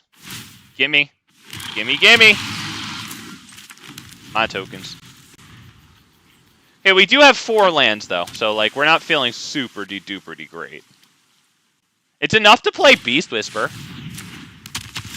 Oh, he wishes he had that. Oh, he wishes he had that last turn. Wow. This is going to be Migration Path, right? I think it has to be. And we can go get 2 sources of white, which we have exactly 2 sources of white in the deck. We'll need them for Elish Norn here.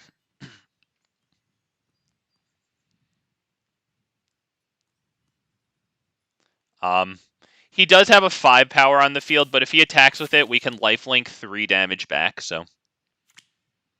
I mean, honestly, if he attacks with that thing, we can just double block it, right, and trade 1 for 1 in combat. No attacks. Although I think I'd rather take the first instance of that and then get Elish Norn down and then see if I want to block after Elish Norn is down because of its penalty when our stuff is dealt damage.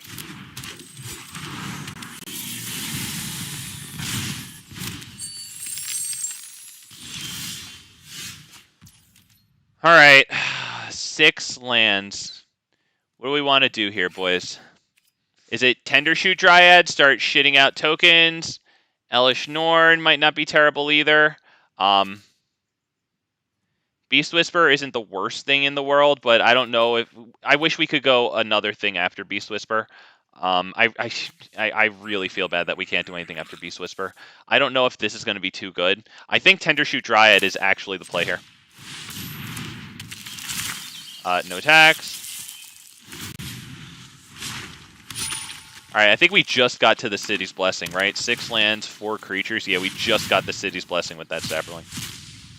Alright, Rishkar's Expertise is going to be pretty good. For him now, he draws 5 cards, and he can cast a spell with mana value 5 or less from your hand without paying. So that's huge that he's keeping on refilling his hand like this.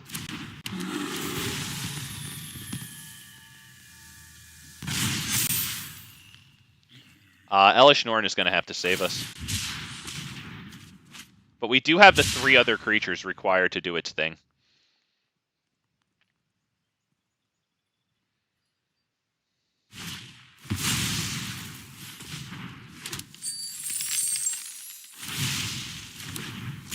Whew, okay, buddy. I mean, if I draw a land here, we could go Elish Norn and then immediately flip it. And it had to be a source of white, though. I don't have a triple white. Alright, so, that's probably going to be Elish Norn and, pass turn. Although, yeah, it might have to be Elish Norn pass turn. Elish Norn, Llanowar Visionary pass turn, right? I think that's it.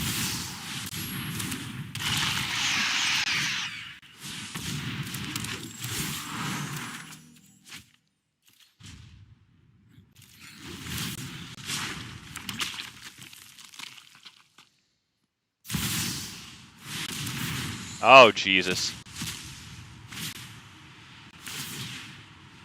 Okay, well, he's going to have a hell of a turn here, and I don't know if we're going to be able to hold off. He got Kenrith's Transformation on that. That's tragic. That's way to end the game for Surrak and Gorklaw. I don't really want to play it just because it's like an alchemy card. I play some alchemy cards, but like I have to do mental gymnastics to convince myself to play them every time. But like, you know, look at this. Surrak and Gorklaw, right? The one that he just played at some point whenever like another non-token creature enters the battlefield under his control, it gets a +1/+1 counter and gains haste, right? And it has trample. So yeah, that Verdant Rejuvenation is like the perfect thing with Surrak and Gorklaw.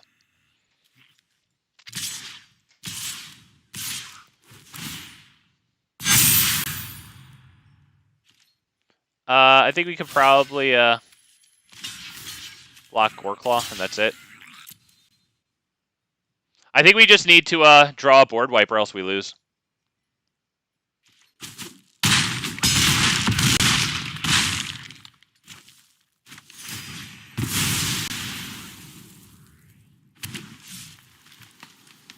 Oh, cool. That's Gorklaw. He's a forest now. All right, I think we're pretty much done here, so Good game. Unfortunately, the Kenriths, at this point, it wouldn't have mattered, right? Because he's obviously just going to win next turn, and the board wipe on Elish Norn is a Chapter 3.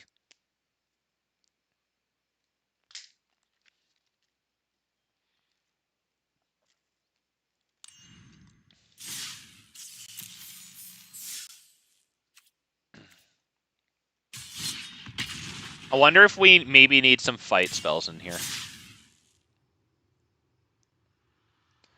Maybe Felidar Retreat can come out.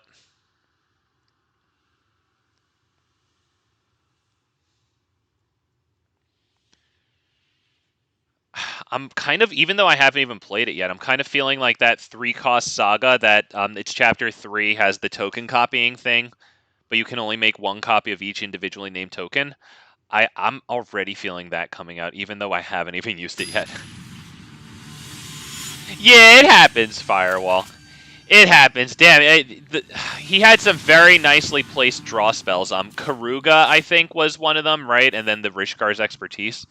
That really sucked because we did pretty well with our board wipes, but he bounced right back. I go first. If I can get the 1 land for Migration Path, we're good.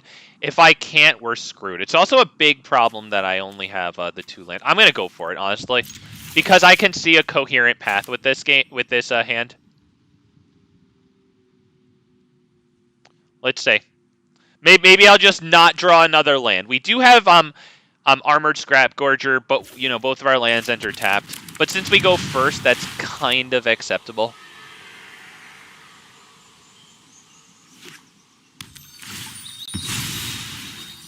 Fabled Passage, you're cracking it on your turn. You're not even a blue player. What? Good for you. Good for you, honestly. Good for you. We should probably drop this one on... Does it matter?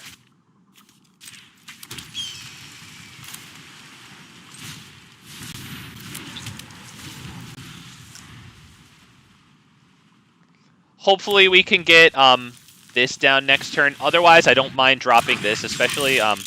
wait, I can't because I dropped that on white. You know what? I'm honestly fine with that. Yeah, I think we're good with that, honestly. Let's go ahead and drop that. I think Wedding Announcement feels pretty good here.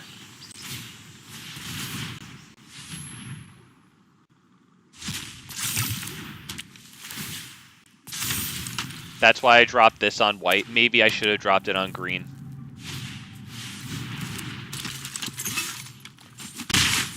Alright. Alright, not bad there. Do we want to get our commander down, though? Like, do I need the Migration Path? It'll help, but while they're tapped out, I might want the commander, honestly. No attacks.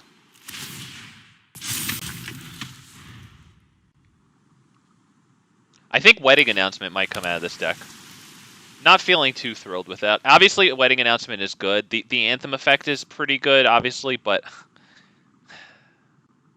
I don't know, man. Feeling like some more ramp might be pretty cool.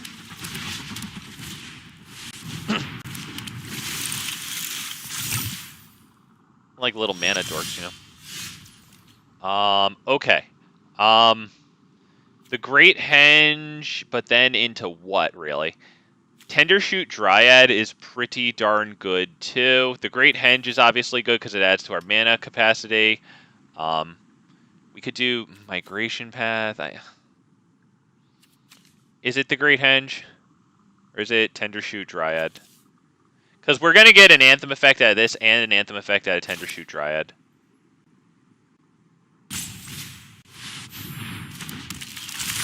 No attacks.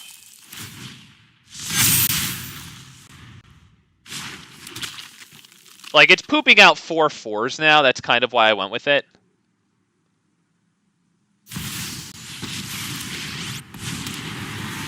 It gives us a further reduction in the Great Henge's casting cost. Yeah, only by 1, but, it's still something. Alright, that can become Mech Titan, so that's going to be an issue.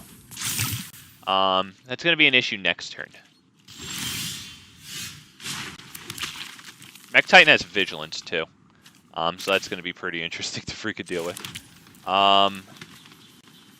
Do we want to drop POLUKRANOS? Or, sorry, flip POLUKRANOS? Do I want to go Great Henge into Topiary Stomper? Flipping POLUKRANOS might not be the worst thing in the world. Honestly, it might not be the worst thing in the world. You think Henge into Topiary Stomper? Let's give it a shot. This is the hardest I've ever thought in my life.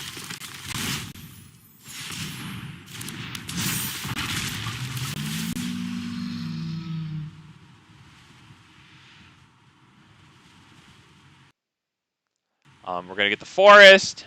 I think we've got enough white for this deck here.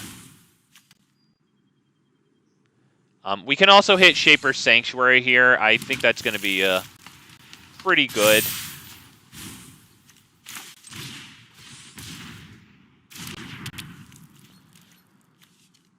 Do we attack? No, can't really.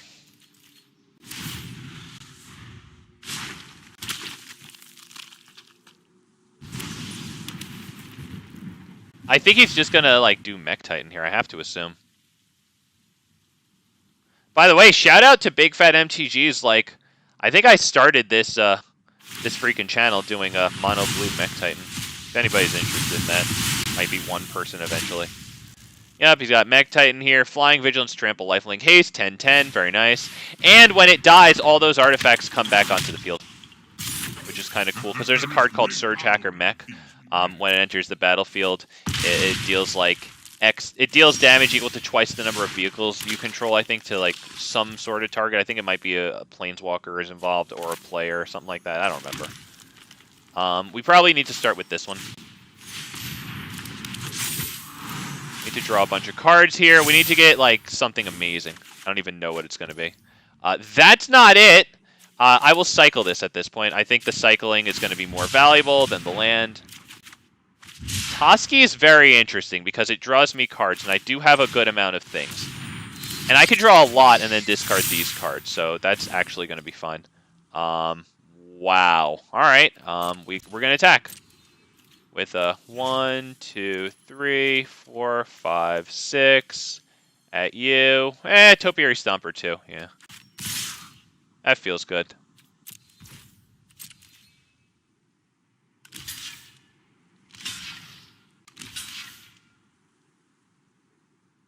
Yeah, we need something big here.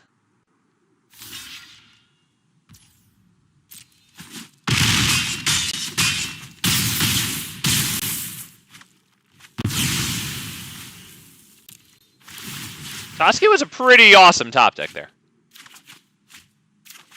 Wow, Gorgos. Gorgos might just be able to get us a sneaky kill on Mech Titan if we can get it to block something. Right, with at least 2 toughness, that way it can only take 8 more damage, and then Gorgos comes in and we can get the fight with Gorgos by targeting it with this, right, and then give it protection from, is this a color? Does this have a color?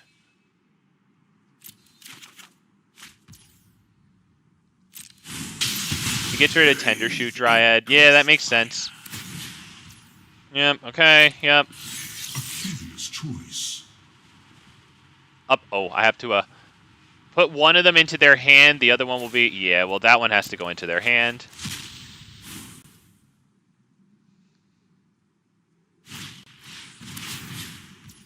Alright, resolve all. Yeah.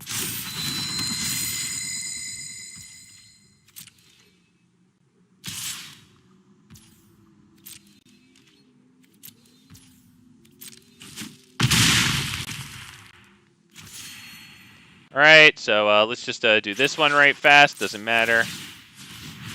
Take anything. There it is. Sounds good. Alright. Balaged Recovery. Not bad. We have Tender Shoot Dryad to get back, which is huge. We're not doing that this turn, but that is huge eventually. Let's drop this one for now, just to get our chances to do stuff as... Okay, let's... Alright, let's start by doing this. 1... 2, 3, 4, 5, 6. Attack. With how much damage I have, I can't because they're gaining 20 life every turn with the attack and then the block off of that. Let's attack with this as well. Let's make it look convincing. Let's attack with that one too. I just need them to block with Mech Titan. All right, good. So now Gorgos is going to kill that thing. I think Gorgos is still going to die, though, unfortunately. Okay, we do get 4 draws, though. So we've got a chance to get something else to target Gorgos with. Come on, give me an instant or sorcery. I need to target Gorgos with something fun here. Alright, well, we have one more chance, I guess. Actually, we have a few more chances, right? This costs 2, so... Trostani Discordant, that's definitely good here. But, come on, give me something good here, baby. Give me something good. Come on.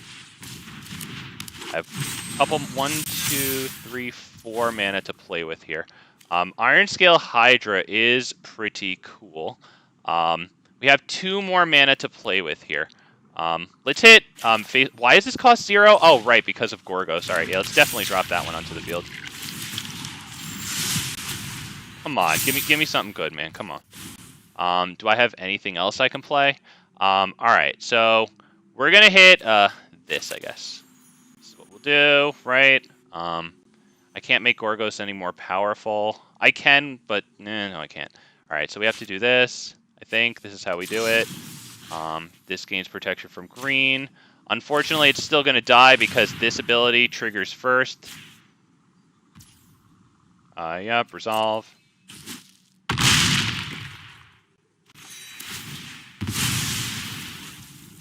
That's why I wanted something else to target Gorgos with, right? So that I could fight something else in that one and then have the other thing target him. Unfortunately, that didn't happen. Let's go ahead and drop, is it Llanowar Elves or is it Wildwood Scourge? At X equals 1. X equals 0 I can do, actually. Right, because we have an Anthem effect here, so it actually will live coming in at X equals 0. Because that way I get to preserve an extra blocker open. And Llanowar Elves right now, because, yeah, we lose a blocker and then we gain a blocker, so what the hell. Let's, whatever, I don't care.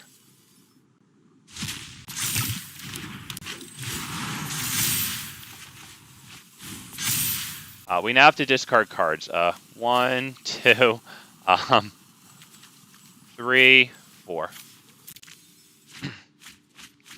We keep this nice duel that enters untapped. We keep Balaged Recovery. Trostani might not be terrible. It's an Anthem effect, and we are pretty wide at this point. One of these goes in your hand. Do I have to give you fucking Chromatic Orrery? Jesus.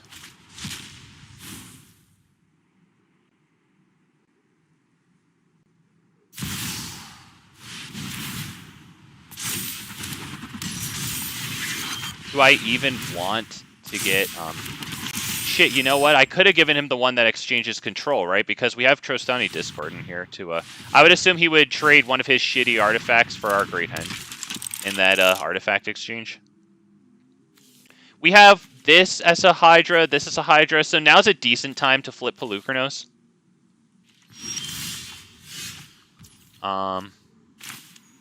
Let's drop this one. I'm thinking flip POLUKRANOS feels pretty good here. Flip POLUKRANOS and then also hit the Trostani Discordant. So let's flip it. We're paying the life. I think we have to do it.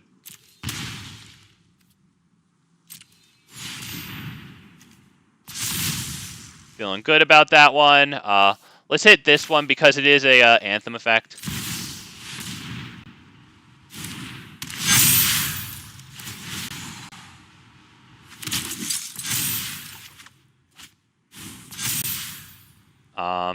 This one's pretty good because it'll make this one bigger. Alright,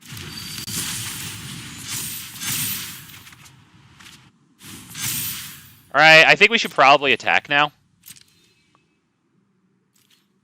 Do we attack with everything? We might want to attack with everything, honestly. Because we do have a lot of stuff swinging in. They get 2 good blocks, granted. Whatever.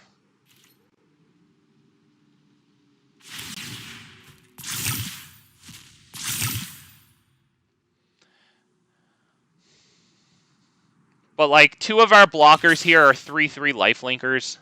I don't know if he has a lot of trample here. Since Wildwood Scourge is going to die, we'll make some tokens. Those will enter as 3/3s, but they'll get +1, +2. So they'll be 5/5s, which isn't terrible.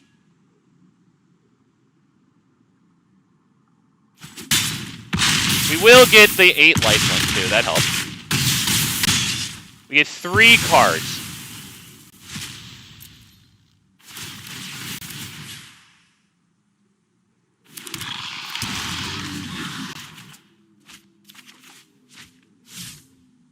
Alright, this is pretty good, because we can exile something of theirs, and they are a lot of artifacts, so we're feeling good about that one.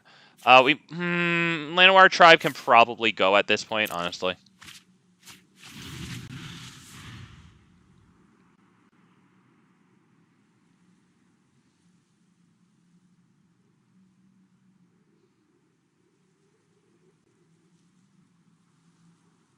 So now we'll see if we can overrun them. That's pretty big. We'll probably want to exile that with this guy. I'd say I probably want to get this guy down as well. Tendershoot Dryad might be good to just get back with Balaged Recovery and then drop. Although, Gorgos is good too. But I don't have any spells to target him with right now. He also enters as a, he'll be a, we have 2 Anthem effects, so he'll be a 10-9. Firewall, hell yeah, man, take it easy. Thanks for stopping by, man. If you could leave a like on the way out, I'd appreciate that. If everybody could leave a like while we're here. Damn, I big appreciate that, boys and girls. Thank you very much. Wow, all right. All right, here he goes, rolling the dice. What do we got? Okay, I saw, wow, that's big mana.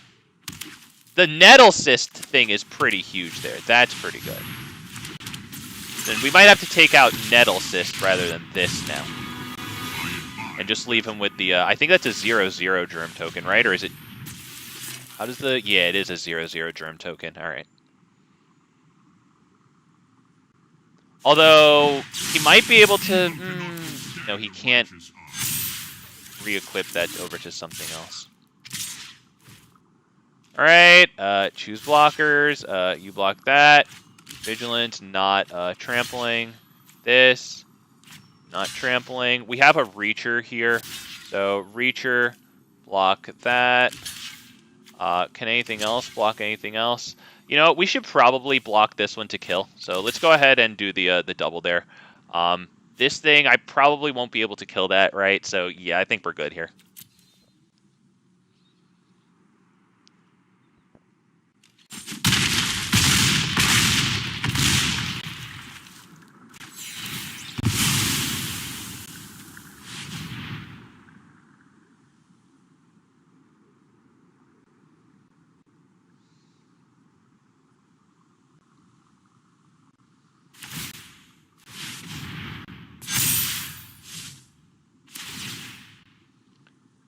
If I do Balaged Recovery for the what's it called? Oh wait, I took that shit out of my, oh, I took it, I fucking exiled it.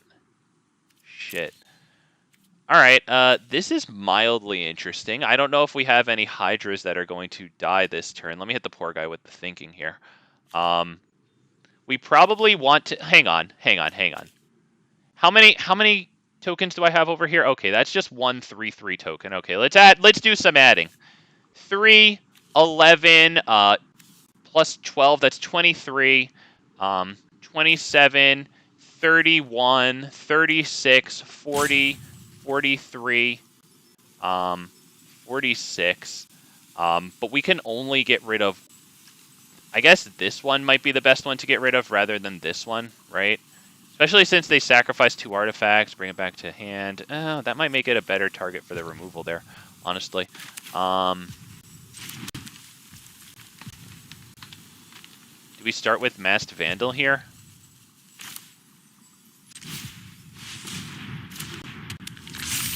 We need to exile this.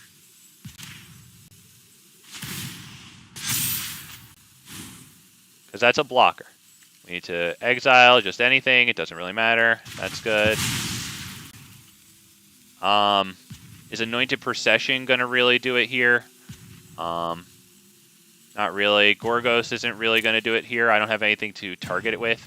So let's start with, honestly, let's start with freaking Beast Whisper and just see if we can really get into a draw train here. Wow, holy shit. Can I do Nissa here? Hang on. 1, 2, 3, 4. 1, 2, 3, 4. 5. Oh shit. Oh shit. Will you tap this? Why can't I tap it? Oh, Karn. Right. Okay, I can't use it because of Karn.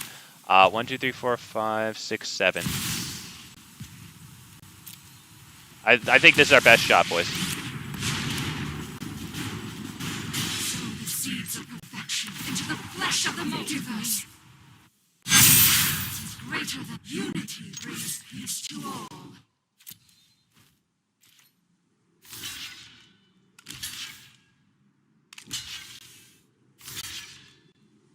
Got trample.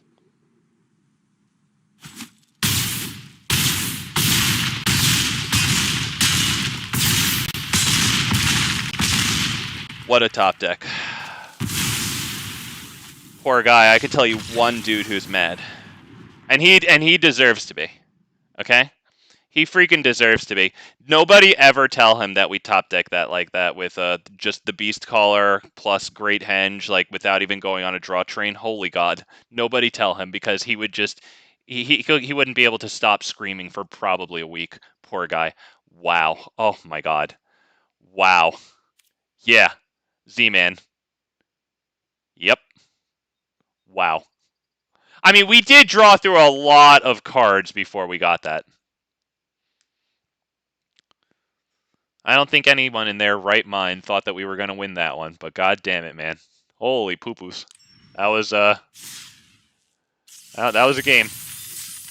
Got some daily challenges off of that one. Oh yeah, we did a whole hell of a lot of attacking. Toski drew us tons of freaking cards in that one, man. Probably about like 10 cards. I mean, off of one card, yeah, that's freaking huge, man. Toski, baby. Toski.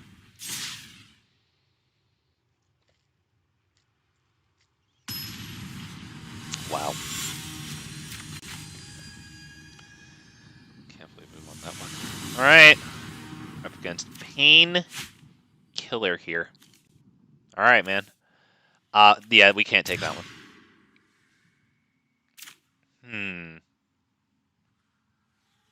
I don't know. This one only taps for green. I mean, it gets us our commander turn 3. I don't know how good that is. Probably have to say no to that hand. Come on, dude. And the keep 5 hand is always beautiful. Pretty wild. Keep 5 hand, always beautiful, man. We can get rid of Realm Walker here. We can get rid of probably Topiary Stomper.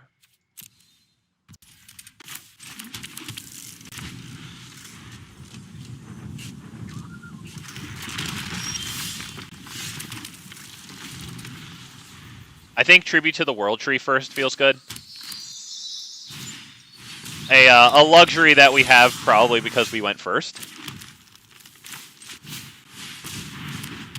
Next turn I'm feeling Voracious Hydra killing Gilligreeders. Yeah, especially since they haven't gotten a treasure out of Gilligreeders yet. We're gonna be thrilled to kill Gilligreeders here. We have the triple green, so do I need double white? You know what? Yeah, Elish Norn is in here. So we actually will drop that on white. Let's go ahead and do this one at x equals 2.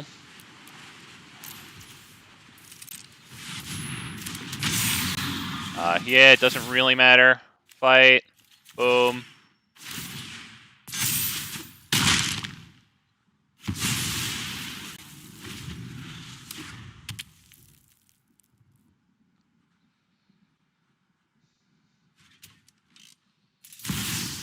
Atsushi. Okay. Okay. Wow. Wow. All right. Well, that pretty much necessitates Llanowar Tribe this turn. Let's see if we can get the land drop. We love the land drop. Beautiful. That's beautiful. Ooh. I mean, it is a land drop. Yeah, let's keep it. No attack.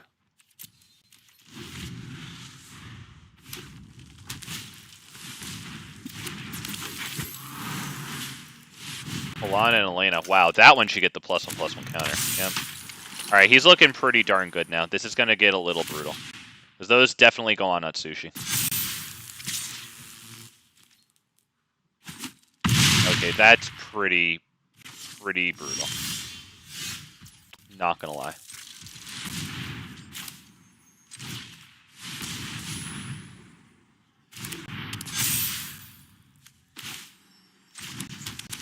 I think we need to get this down this turn instead of Toski, so that way next turn we can attack with the life linker, because we're going to freaking need it. I mean, if they don't just drop their commander and then, you know, like, win. Yeah, I mean, that's pretty much it. We're not really going to do anything here. We need that to block at this point.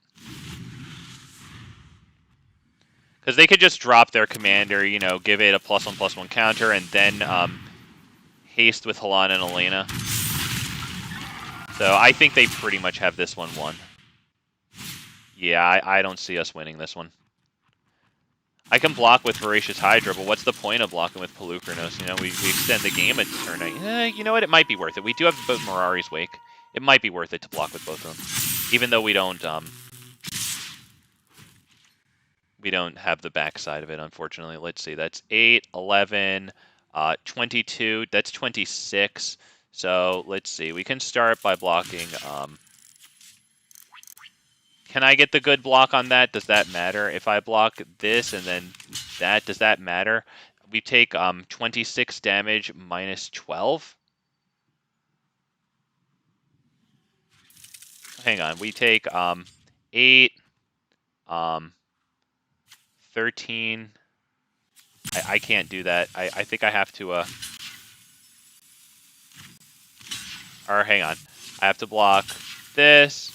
And then you have to block this. I think that's the only way to do this one here, right? This is a 17, 18. I can block Halana and Elena here, right? And then we take 2, 2, 13, 17. No, I cannot do that. We don't have the lifelink. I have to block there. All right. Yep. There you go. My bad.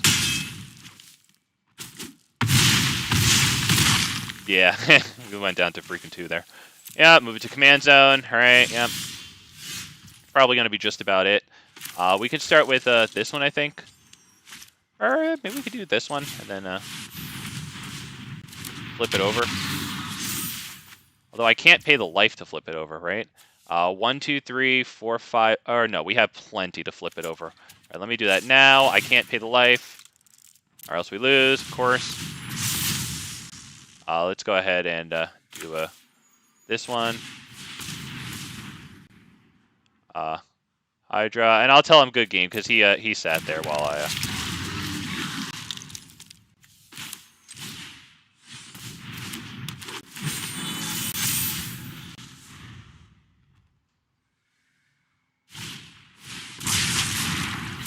Nice, Brotherhood's End. We do get the Hydras though, so that does mean that we're gonna get some cards. Obviously, he still wins. I mean, that Halana and Elena is making it really bad for us.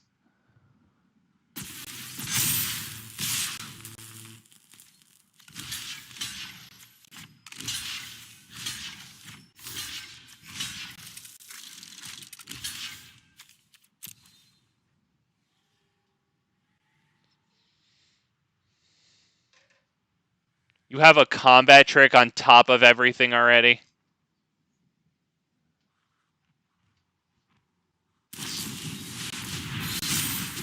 Oh, nice, nice. Oh, right, first strike. Okay, then I needed to block Halana and Elena. Yeah, forget all the blocking. Right. Right as first strike. Oh, yeah, okay. So, I wonder exactly what number he would have taken us down to there. With the Tyvar stand, I have to assume that our chances of survival were even slimmer, of course. I do wonder what he would have gotten us down to there. And I'm also thinking, like, what do I take out? Or what do I put in for, like, Felidar Retreat and that Battle for Bredegard? I don't know how good the Battle for Bredegard is, because in order to really get use out of it, we have to have flipped over POLUKRANOS. We have to have had a non-token Hydra die. I think a fight spell might be better than those two, honestly. So I do have very limited removal here.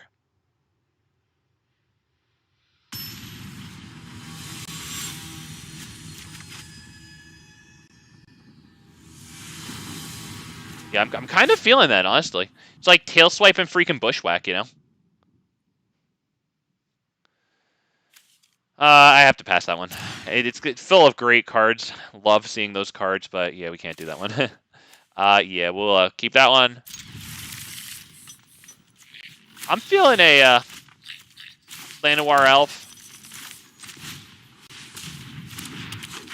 into a POLUKRANOS, and then kind of have to hope and pray for POLUKRANOS to live.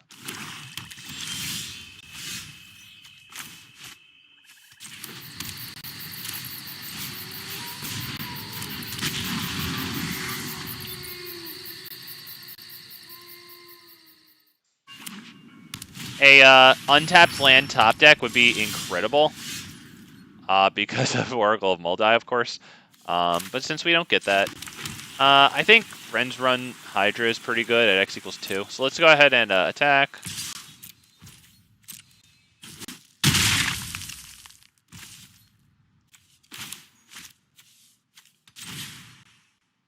Although, I don't know, maybe I could put the counters on this, but I don't know. Then it just dies for freaking 2 mana, you know, and then I'm not going to feel good. The reason I could put the 2 counters on this is because we have the Great Henge, and that would have reduced the Great Henge's cost to a 3. But, you know, if he sees our commander out and with counters on top of it, and it would be a 6/7 right now, I mean, if he has a kill spell, he's using it. I'm begging him.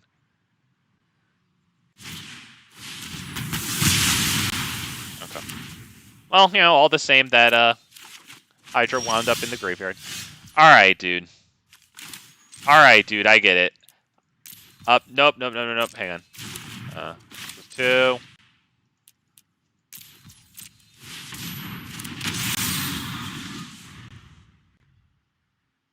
Hit the freaking depopulate.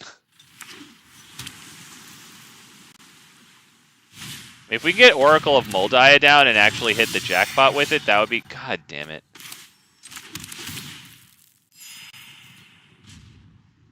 That's bad, dude. That's really bad. Real bad.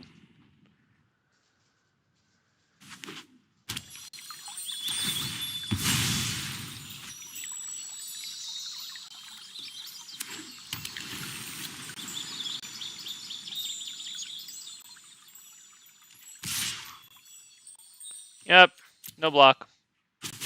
We need all our non-token Hydras for when our commander is down and then flipped over. Alright, let's hit Oracle, see if it just gets countered. If it gets countered, we can probably just leave, like... Okay, he's drawing. Will he hit his counter? Yep, nice. Yeah, actually, come on, dude. I can't even get lucky now. Alright, well, I guess we'll just sit here.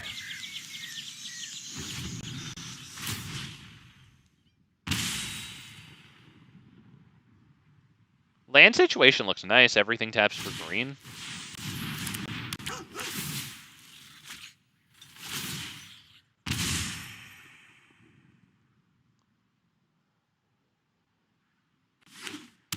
If we can get an untapped land onto the field, Ulvenwald Hydra would be a pretty good cast.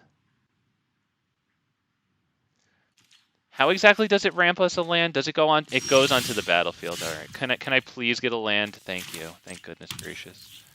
We actually got 2, which is pretty incredible there. Thank goodness. Thank goodness, Oracle. A little late on it, but I mean, she's doing it, man. That you gotta be grateful for it. Let's go ahead and drop that Hydra down. We get any land onto the field with that one, so we just find a dual land. Preferably a dual land that enters tapped. Thing the library out for that might be the absolute best mana play to do here. Either that or one of those lands that draws us a card. Lair of the Hydra might not be terrible either. I'm kind of feeling something that enters tap though. That one right there, and it draws us a card. It's a little expensive to draw the card, but I like that one. No thanks.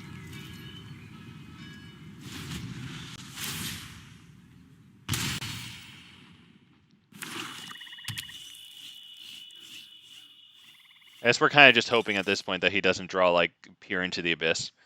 Some major draw things. that Seagate Restoration, double-sided land sorcery, whatever it is.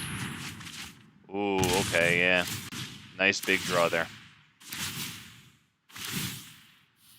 Yep, nice, yep, good. Well, since they're all tapped out, getting the Great Henge down for mana neutral is obviously a no-brainer here.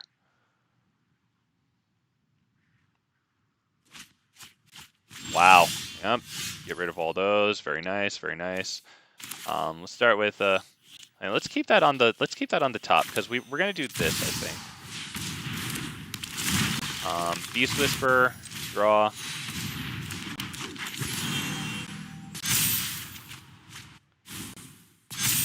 Alright, now land. I think POLUKRANOS here is pretty good.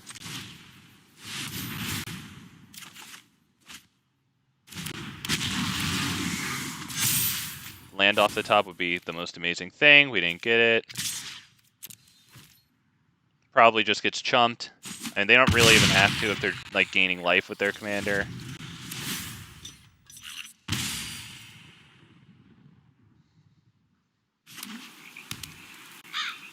See if we hit another board wipe here. They've been drawing tons and tons and tons of cards. Yep, that on the Great Henge, definitely. Yep. Although, you know, we do have Rabble Rousing in hand, so that's something. Can we do the 5 for Rabble Rousing and the 6 for this? 1, 2, 3, 4, 5, 6, 7, 8, 9. I mean, we'd have to get real lucky with Oracle of Moldiah.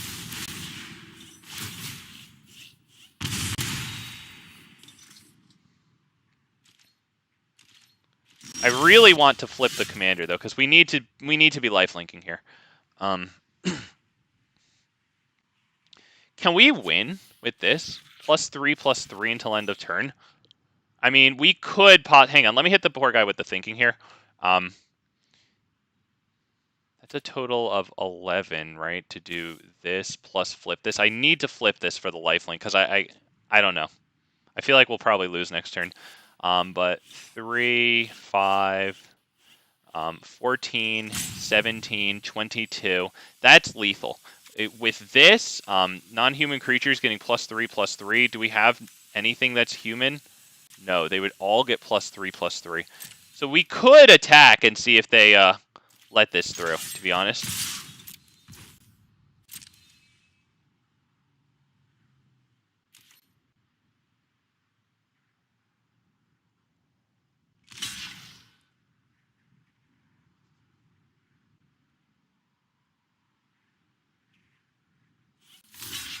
All right, that makes it so I don't think we have lethal here. Right, because I have 5, 8 damage. We would add 9 to that. That would be 17 damage. That's not enough. So let's just let that. Yeah, let's let that one pass. Yeah, that's it. That's good. That happens.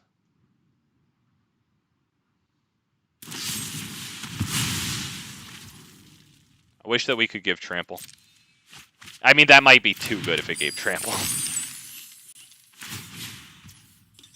Yeah. I guess I should have flipped it because we're losing a lot of life here. Why don't we start with... I don't know if that's the one. Let's start with Cultivate, honestly.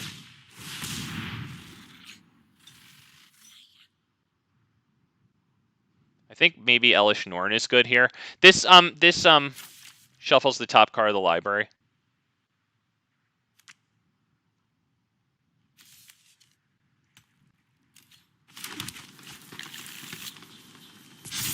We get the Dream. We don't get the Dream. All right. I think that's just Elish Norn and then the Battle for Vertigard. See if we get the land off the top. Whole heck of a lot. We like that. Whole heck of a lot. Yeah, I'm feeling Battle for Vertigard here.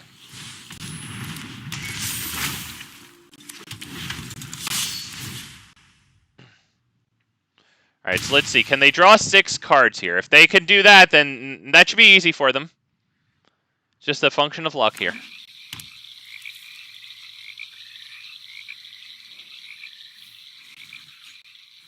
guess I should have taken the life linking swing. I was really hoping that he wouldn't block and we could just do the Return of the Wild Speaker. Not gonna lie. Forgot that he knows that it's in our hand. I totally didn't pay attention to the eyeball on that.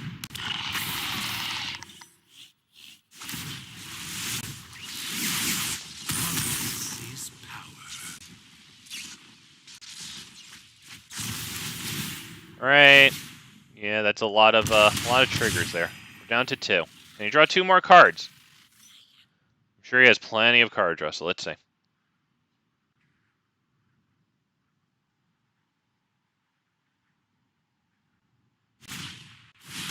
Destroy all creatures. Wow. Bring that back. Nice. Yep, move to command zone. Wow. Not bad, dude. Not bad. Wow. Alright, I think we want Rabble Rousing and POLUKRANOS.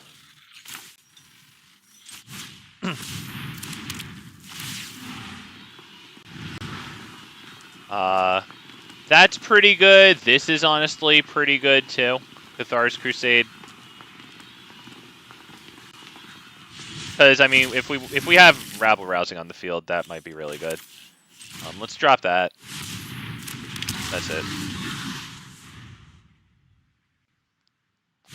Could be as simple as dropping their commander. Oh, right, and then they do Tezzeret. Yeah, okay, yeah, that's it. Yeah, good game. Innovation has no limit. Oh, man. Alright, so yeah, it came down to not taking the more sure thing, which was the life-linking swing, when instead I attacked and hoped to get the freaking instant speed +3/+3 on all of the creatures.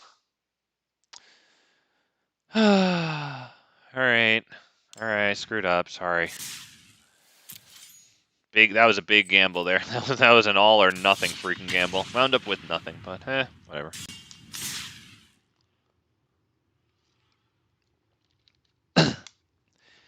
This deck, another way that you could go is like a lot of lifelink, right? And then things that benefit from lifelink, like Voice of the Blast, a Johnny Pridemate, that Planeswalker that makes a Johnny Pridemate, right? Yeah, Luminarch Veteran too, since you might be putting in some tokens. That would be a bunch more life gain triggers. I think we take this hand.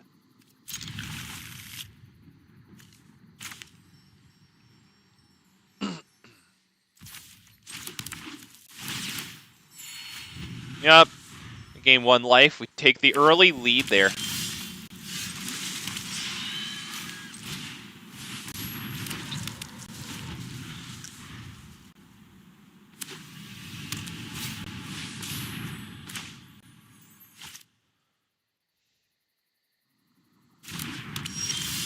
Alright, I guess we'll just drop that. POLUKRANOS pass.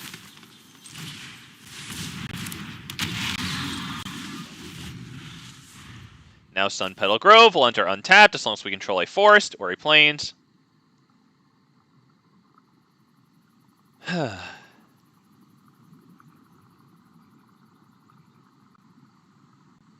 Let's see if they tap out for their commander here. And then what they do with it. I would not mind getting the Tendershoot Dryad down. Yep. Alright, they're not going for their commander. It looks. They haven't dropped their land too. Are they just holding it for the end of all their plays, or is this Experimental Augury for that land?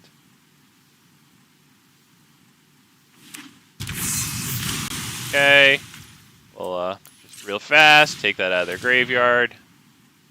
Mine, okay, my oil counter. Good. We want this. We want to attack.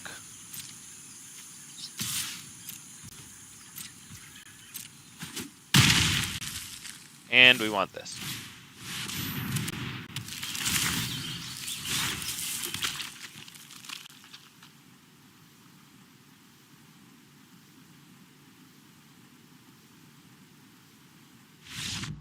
Wow.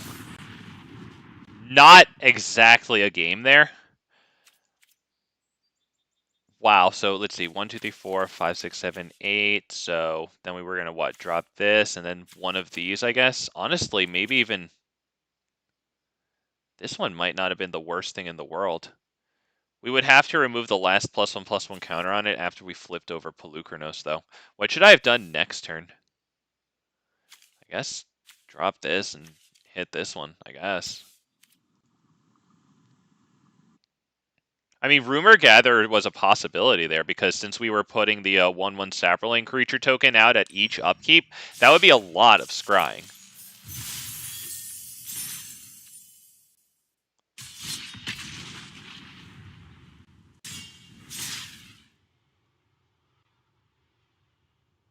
I think this deck might need bigger ramp. Really might be. Because I think the ideal play might be to flip POLUKRANOS over and then cast a bunch of X=0 Hydras. At least as many as you can get in your hand. Might not be too many, but like... that would require a lot of mana, right? 6 to flip it over, and then you start doing stuff.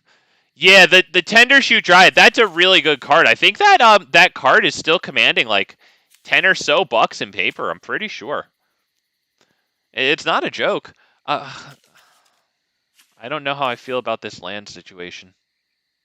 Oh, we're up against freaking Atraxa, everybody. Take a moment to be grateful for Atraxa.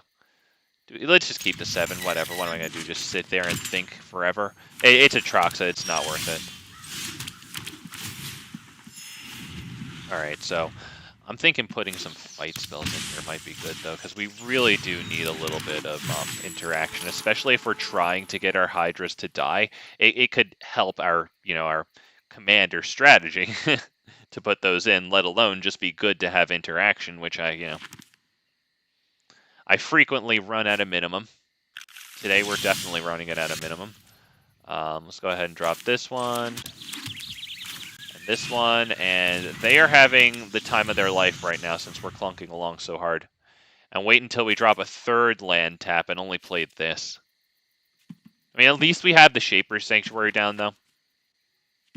I really like this card because, like, today I was kind of thinking, like, how the heck am I gonna get card draw in this deck? Shaper's Sanctuary is always a good answer to that question.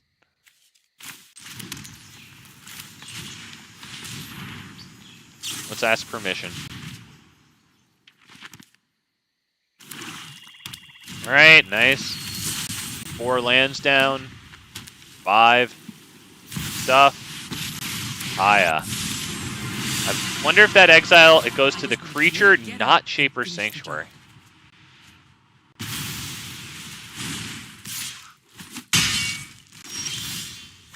Wow. You know what? We actually need to do this one over this one, I think.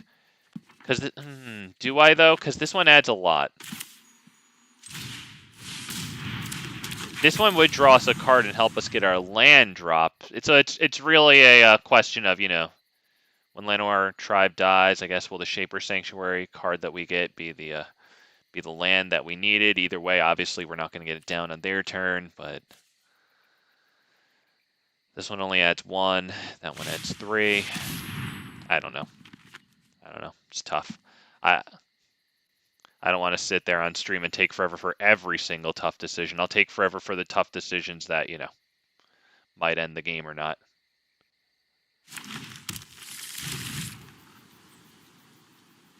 All right, they're looking pretty darn good.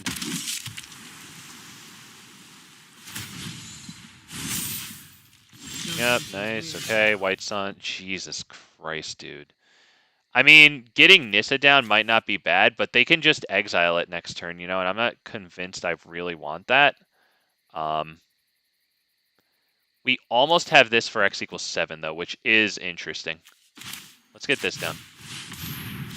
Because that makes X=7 White Suns twice. Good God, fucking dude. Come on, man. I don't think we want POLUKRANOS here, to be perfectly honest. We might just want to pass the turn on that. Alright, you know what? Shit. Damn it. No, I should have attacked. Damn it. I mean, I think they just block it with the 1/1. So I don't really think that's a game-changing miss there. It is a misplay. Reveals their hand. You choose a non-land card from it. Well, it's probably going to be White Sun's Twilight, unfortunately. Really sucks. That really sucks. I mean, this is obviously good, too. Swords to Plowshares kills their commander. If they have board wipes, and they surely do, then White Sun's Twilight isn't nearly as devastating to them.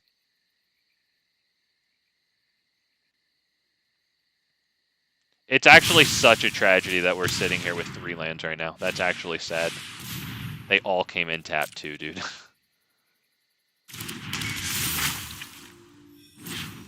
Sure, creature or a planeswalker, alright. I mean, that's fine.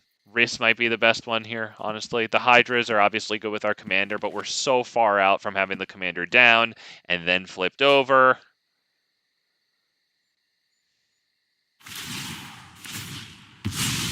Yeah, that's bad.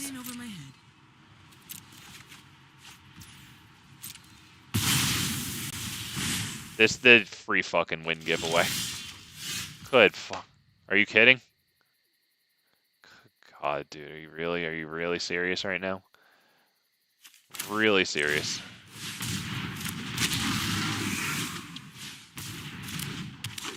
I mean, honestly, it might have been a better move to just do absolutely freaking nothing there. Well, I guess except Foretell Doomscar. Honestly, I think that we lose this one. I'm going to be real with you guys. Like, we could sit in here because we haven't won yet, but, like, Atraxa's about to hit, you know, onto the field. They're about to get Cruelty of Jix level 3. They just tutored for any card in their whole entire library, you know, like, that one's in the bag for the guy, so I think we're good at that point. By the way, I'm almost at 13,000 gold. I'm gonna open a golden pack of mythic packs for what's it called, March of the Machines, because I would really like to get several mythics. Invasion of Tarkir, right? The one that flips over into that 4/4 dragon that, like, whenever a dragon you control attacks, like, blah, blah, blah, blah, blah, it does good stuff. We can take this one because we have Llanowar Elves into Llanowar Visionary. But yeah, also the Monastery Mentor, the 2/2 prowess thing that makes 1/1 prowess tokens whenever you cast a non-creature spell. That's really good. I guess the Vorinclex is good too. Could really use some of those because that would be pretty cool in Stompy decks for standard. If we can get an untapped land here, we can drop Mirari's Wake, and that's insane. Dude left. What? What? Bro, you're facing POLUKRANOS Reborn. You're facing Disaster Mind's freaking disaster. All right. Well, you know what? I'm gonna go edit in those fight spells because I think they might be worth it, right? Like, well, what's my interaction right now? I didn't even wind up putting the Wandering Emperor into this deck, which is actually pretty good because it does make a token. And hell, if you're going to go +1/+1 counters in this deck too, it does that too. It does like everything you freaking want.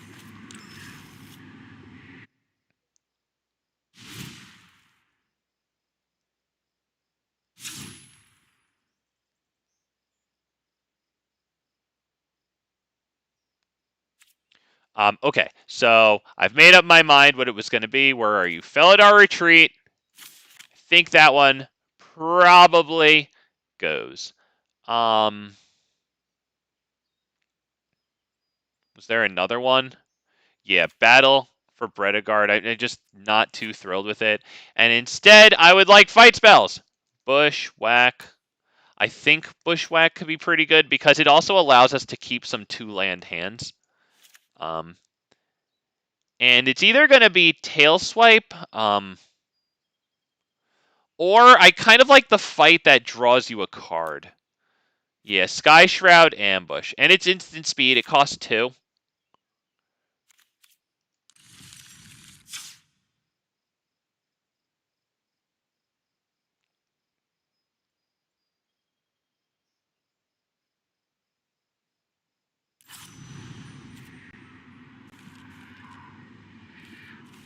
I didn't put my sleeves on again. Oh, I didn't put my Atraxa the Great sleeves on. God, Atraxa's the best. I love Atraxa.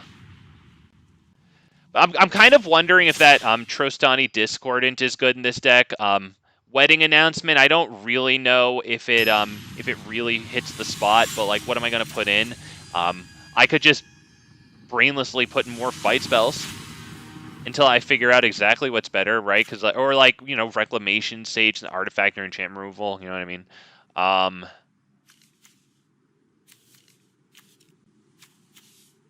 Probably not.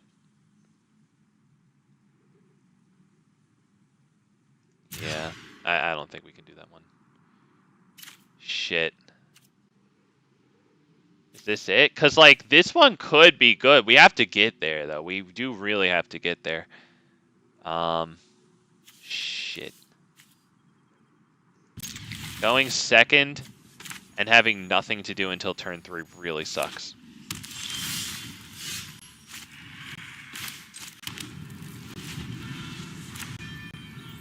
No, I want my dual lands next to each other.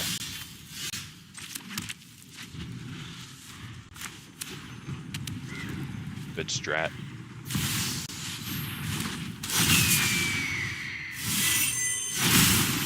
Alright, Cultivate feels good here because next turn we can go Mimic into POLUKRANOS. We have plenty of white at this point, so... you know what? Screw it. I think we can grab 1 green and 1 white. Honestly, no. You know what? We have so much green.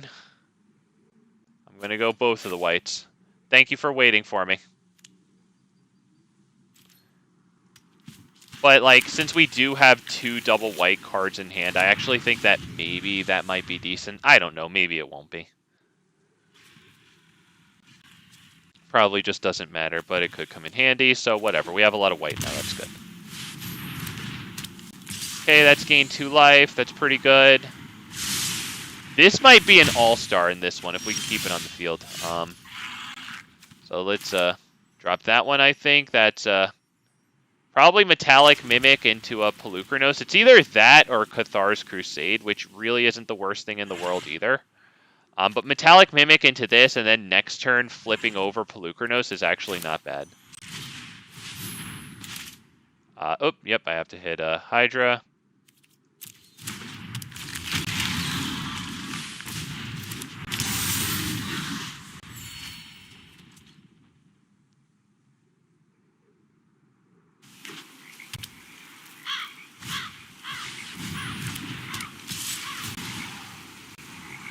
Any target equal to the number of freaking shrines I control. Well, sadly, it looks like Metallic Mimic is going to be dead there. Let's see if we get hit by a Ganjo or something. He probably forgot that it has reach.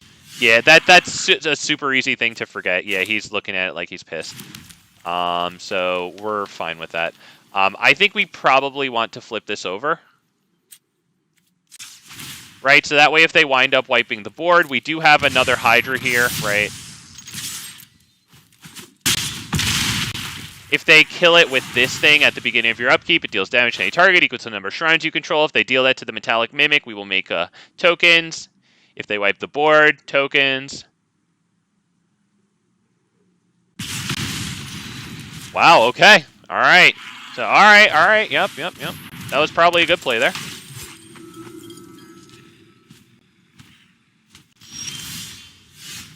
Wow, Gargos, but we don't have anything to really do well with Gargos right now. No spells to target it.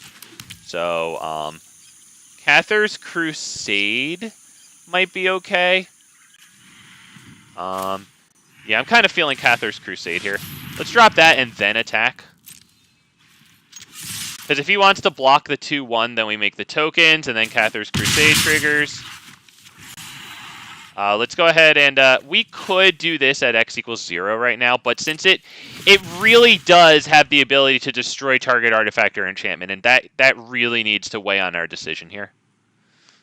And Cathar's Crusade is actually going to be really nice with it, right? Making it giving it +1/+1 counters.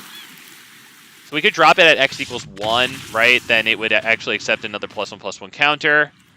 We could drop it at x equals 0 just to trigger this automatically, but if I had played it at x equals 1 or 2, I would have the mana to then remove a +1/+1 counter from it and destroy probably this thing, right? So that it can't kill it on the next turn, because, I mean, this is just a free shot on their commander, like, every time.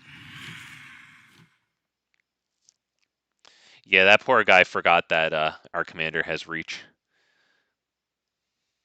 It's annoying keeping track of the keywords, right? It has reach on the front side, and then it has like reach and lifelink on the back side, and then it turns into tokens. One has reach, one has lifelink. Kestic Wolf Rider, pretty meh card. If that activated ability had exile 3 cards from amongst graveyards, I would probably like it a hell of a lot more. I mean, probably not just me. I wonder if that would be too good. But it would cost 3 and tapping it, and you would still have to have the 3 cards from amongst graveyards. So I think that might still be balanced, honestly. Maybe I'm wrong, but right? Like, I feel like that like might see play, at least in sideboard, right? Like 2 or 3 of in a sideboard for certain decks, right? As opposed to the, I don't know. If Tovolar were in the meta, to any appreciable degree, it's probably in there as it's a wolf.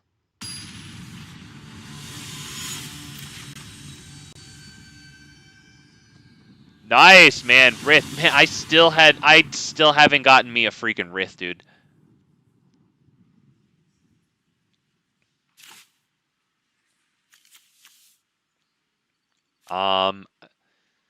Jesus. We'll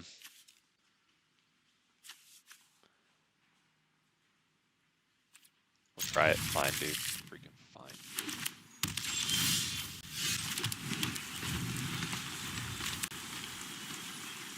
They're going to have a lot of cards that deal damage because at the beginning of your end step, if a creature, planeswalker, an opponent controlled was dealt excess damage this turn, create a 4/4. So, oh yeah, they want to be dealing damage. Bigly. So we can go ahead and probably drop this one, I guess, right? And then this one will enter untap next turn. Pass turn. I'm feeling good about Commander next turn. They're looking pretty good, though. They got 2 Dorks out now to match their 2 manas. That's very nice. I still feel like dropping POLUKRANOS over this first, because I would like to hit the fight next turn. If they drop their commander, I should be able to hit the fight on it and pay ward 2. That is probably going to die. Oh, wow. We have swords to plowshares. That's huge. That's huge. Give me a second here. We probably want to do this just to draw the card.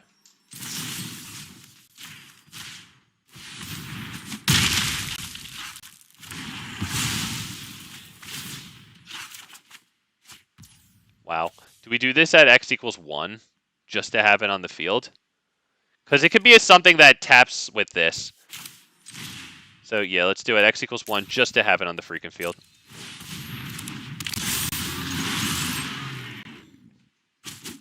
I should have attacked first. I don't think it made a difference in his blocking, though. But yeah, that's another creature to escalate this one, right? Because with 2 creatures now, we can choose every single mode. They don't have an enchantment yet. Now they do. Looks like they're probably going to fight the Loam Speaker. Why didn't you just fight the Loam Speaker against that?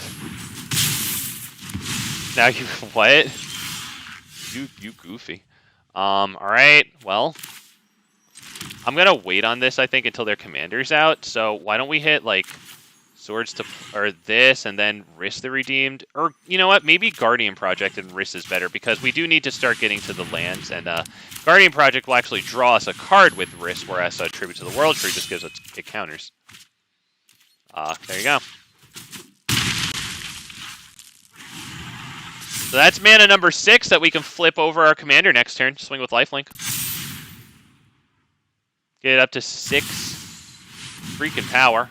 Although now that they do that, I think I want to kill think I want to kill it, right? We have destroy target creature, power 4 greater. We have the enchantment here. I think that's a go on the on this play. So we're gonna do all of them. Choose options 1, 2, 3. Yep. Destroy creature, power 4 or greater. Yep. We will pay the mana cost and target a player. Put a +1/+1 counter on all my creatures. Yes, and then another one. Yes. Okay. That was convoluted.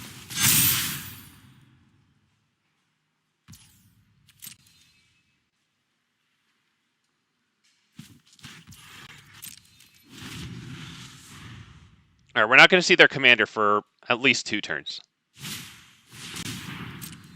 Okay, that's a step in the right direction.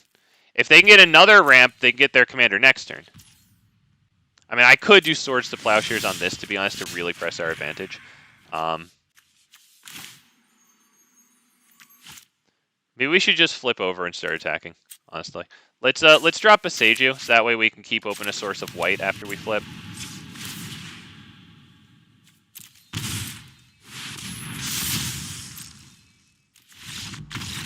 Yeah. That's going to be tough for him at that point. We also had Faceless Agent, which, you know, it's not the greatest thing, but, like, it's still going to enter, not only draw us a card, but it counts as a Hydra, right? It's going to get us another Hydra in hand for more use out of this.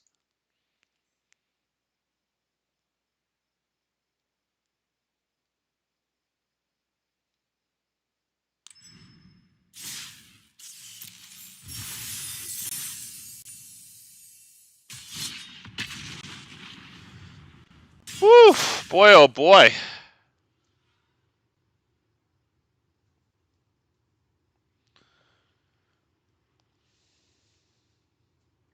I want to thank anybody who's here watching me right now. I really appreciate it, you know, especially because today's the pre-release.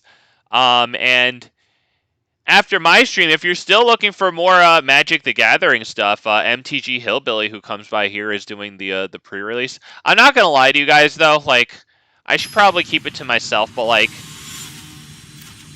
there's no historic in the pre-release, dude. Like, it's only alchemy.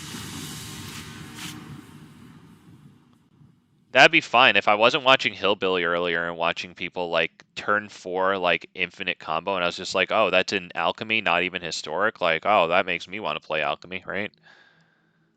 That's obviously nothing against Hillbilly. I was just like, this really? They're not even letting you play historic? It's just alchemy? I don't know. Maybe they don't have enough people to allow them to play all those formats, but then in that case, why'd they choose alchemy and draft and sealed, but not historic? I just really wonder. Maybe they didn't do historic because there's so many cards and they want to put a focus on the new cards, but I don't know. I don't know. Maybe there's no problem and I'm just being a little poo-poo head. Let's go ahead and drop this one, I think, probably. How are we playing this? All right, this one, no, decline. And this one. I think we probably want Tribute to the World Tree down before our commander.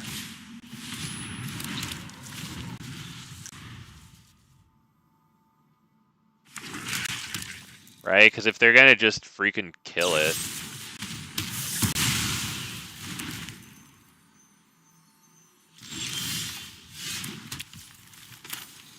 We need to be drawing some cards.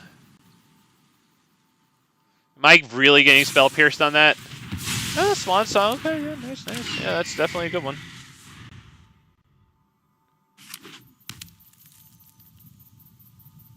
Am I gonna sit here playing the guy who's in control? Is that you?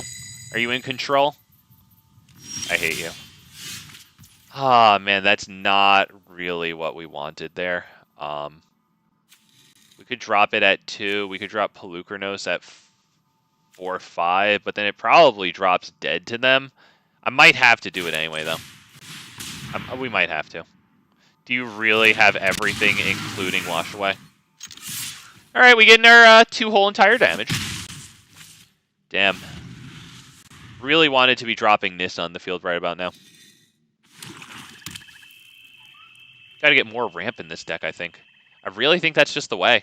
It really stinks that like ramp play big thing is so just tremendously effective right now, and like, you know, cases in point are like a tally 7, you know, the Vorinclex 5, Nissa 7. This one right here as the commander, pretty nuts to just ramp into that, get it out of like turn 4 or 5, you know, pretty psychotic. Oh, I just saw I just saw what's it called hit the field. Yeah, we're not going to deal with that. I didn't even see how'd they do it. Oh, Dark Ritual. Oh yeah, that should be in this game. The thing is, like, it might not be bad when they're getting Toxrill out like that, but like when the black player goes first and gets Liliana of the Veil, or like, you know, that Sorin 3 cost out onto the field, like, you know, like, really.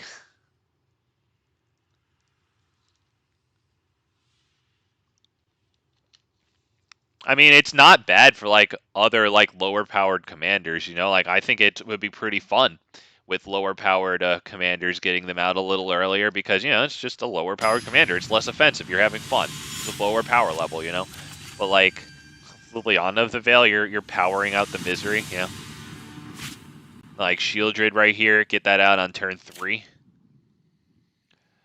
I guess we can take this, right? We got triple green. We have a mana dork here. I don't know how good that mana dork's going to be right now, but we have it.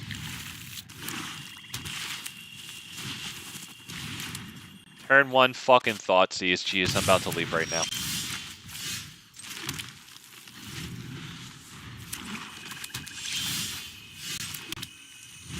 Alright, Vivian Monster's Advocate is huge good. Probably Bloodline Pretender. All Hydra. Where are you? There you are. Hello. Hydra. Yep, pass.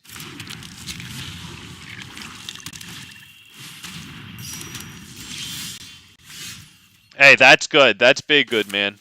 Steps in the right direction. We're liking it.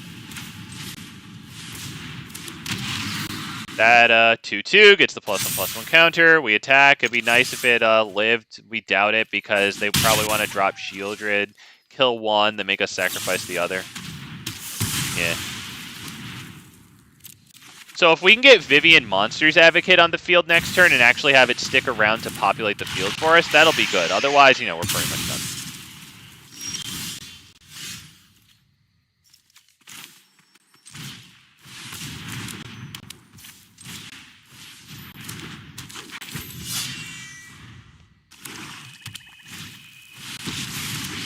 Alright, boys, I think we've seen enough of this. They have the card advantage now. I'm top decking to be able to play Vivian so that Ugin there can just minus 3 or 4, whatever. Oh man, I think that's too much for us, man. This one needs refinement, as we can see by this point. You know, I did start the matches almost an hour into this stream, so maybe the wins are only a little under, you know, what they should be usually. Obviously, I'm feeling like I might have even beneath a 40% win rate. That's fine, you know, that's to be expected. But I just wish I had really good, awesome plays to put in this deck.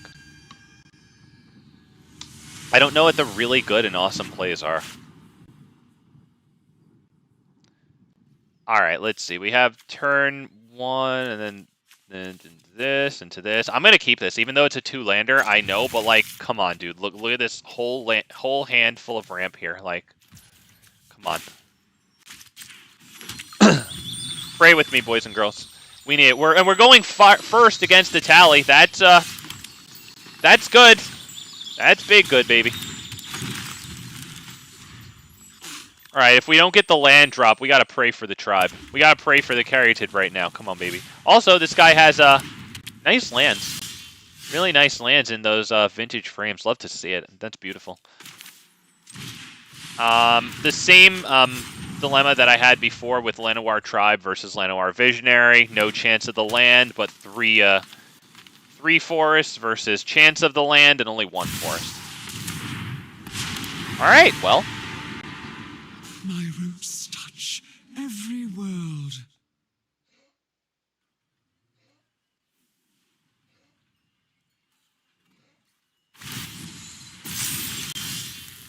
Alright, that is tapped.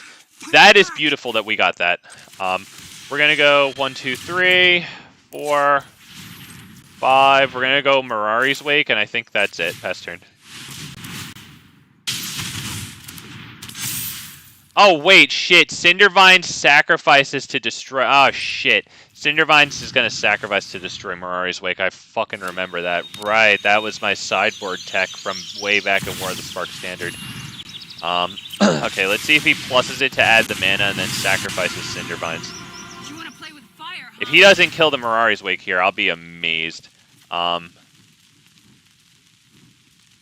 it. Yeah, that sucks.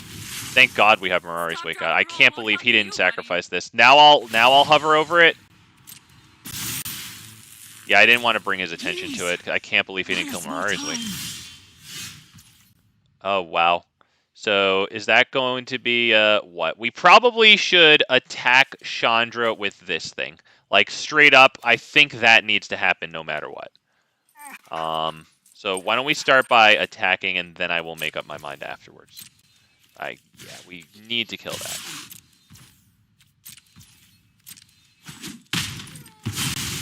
Whatever. Now, is it Vivian? Is it POLUKRANOS? You know? Might want to make it Vivian, honestly.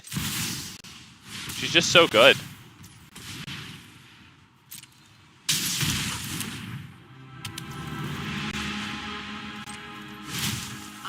We'll make it a Vigilance because I need to be able to put pressure on their Planeswalker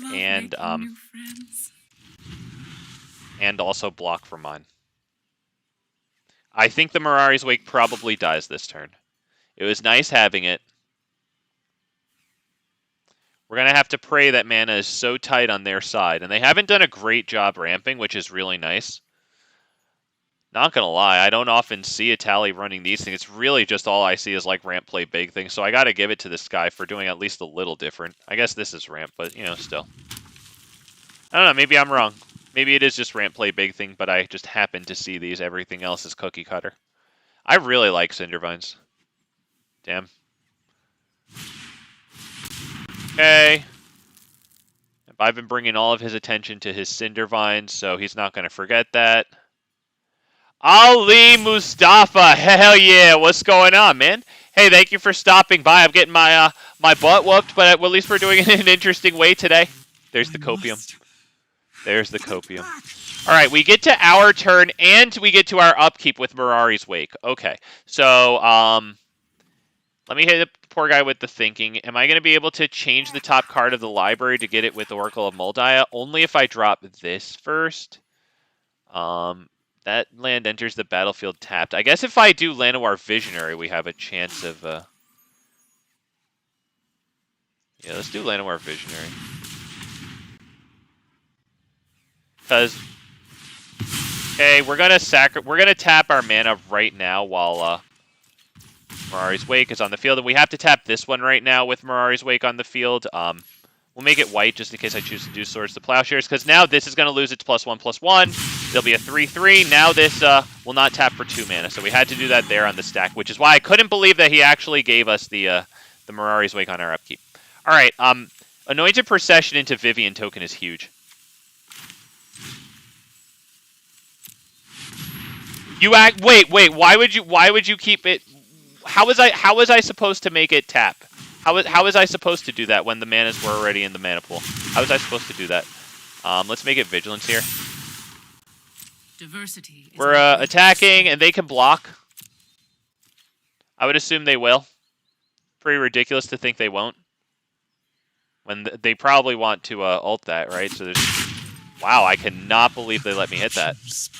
I guess mana is so tight there that they couldn't even afford to block that. They might concede. I can't believe that they haven't already, but I mean, they're set up to do great things if they can drop a Tally. Cabaret Revels, Tribute to the World Tree. Oh, full control, then click on the mana symbols. Thank you, Ali. Thank you. All right. Okay, cool, man. Thinking. I think we start with Beast Whisperer here. I think we do, right?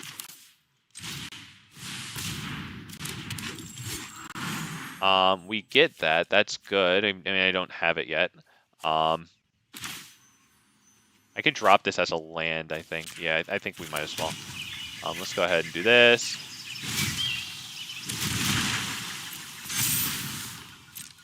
Every day is a new mutation. You know what? Screw it. Let's send 2 of them. Sorry, I'm taking forever. Let's send 2 of them at that. Really force him to think about blocking, because I know he wants to -2 that to put lands in his hand. So does he want to be able to -2 that, get lands in his hand, but it's going to cost him that land? All right, so he keeps his land. All right, poor guy. We are really putting the pressure on. We've got swords to plowshares ready. This poor guy has clunked along way too hard at this point. Yeah, that's not good, bro. That's bad. That's horrible. I mean, next turn, I guess that'll be good, because target land gets that, you know? You might as well gain the 3 life, dude. Nothing else is going to work. Like, what are you going to give creatures you control +1/+1 and trample? All right, he was just thinking about whether or not he wanted to even play the game. Yeah, I was thinking, like, you better not be deciding which one of these to do, because then I feel bad for you, son, you know? But, like, yeah, okay, he was just contemplating. Yeah, that must have been frustrating for the poor guy. He just sat there and got handcuffed. Man, all right, so let me see the chat. I missed something you said, Ali.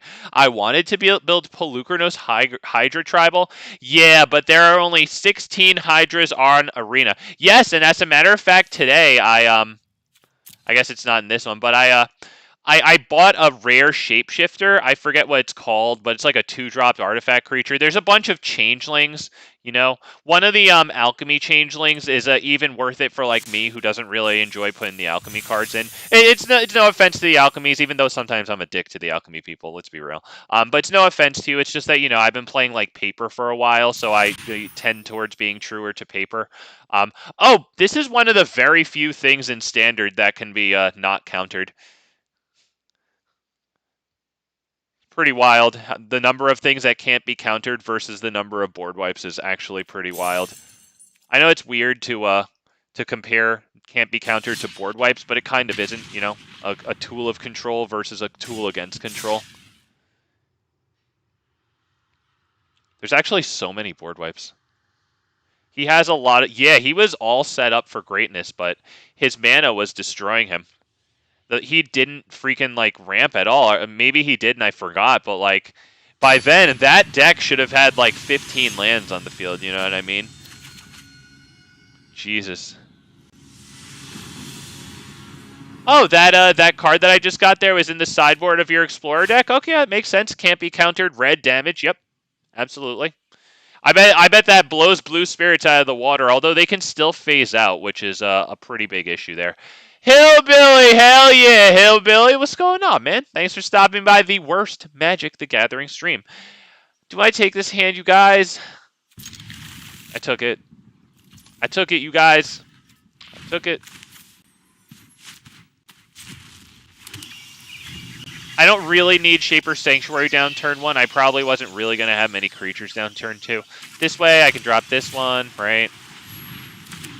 Maybe I should intimidate this guy and move to post-combat main and then do my plays. I don't know. He hasn't really asked for that sort of head game yet. He's got cool sleeves. I like the guy. Oh, it also does Planeswalkers? Okay, I'm not even going to lie. I don't read most of the cards, you know. I usually just slam my favorite illustrations down onto the field. You know, that's pretty good. That's good enough for me. 50 power turn 2 convoke? What the fruits? What in the fruits and veggies is that? Damn, man. I think we'll drop POLUKRANOS here. It's either POLUKRANOS or another decent play, I guess, would be Armored Scrapgorgers. That next turn we could go Rabble Rousing. However, I don't really have a lot of creatures, so I don't know if Rabble Rousing is it. I'm going to be real. I think Rabble Rousing might be something that could come out of the deck. It's a very powerful card. I know. The raw power of Rabble Rousing is good. However, in order to access that raw power, I feel like I need to have a lot of creatures on the field regularly. You know, I don't know if this deck is really going to achieve that. That's a huge top deck because we can finally cast it, and it might just alleviate our mana issues because we have mana issues.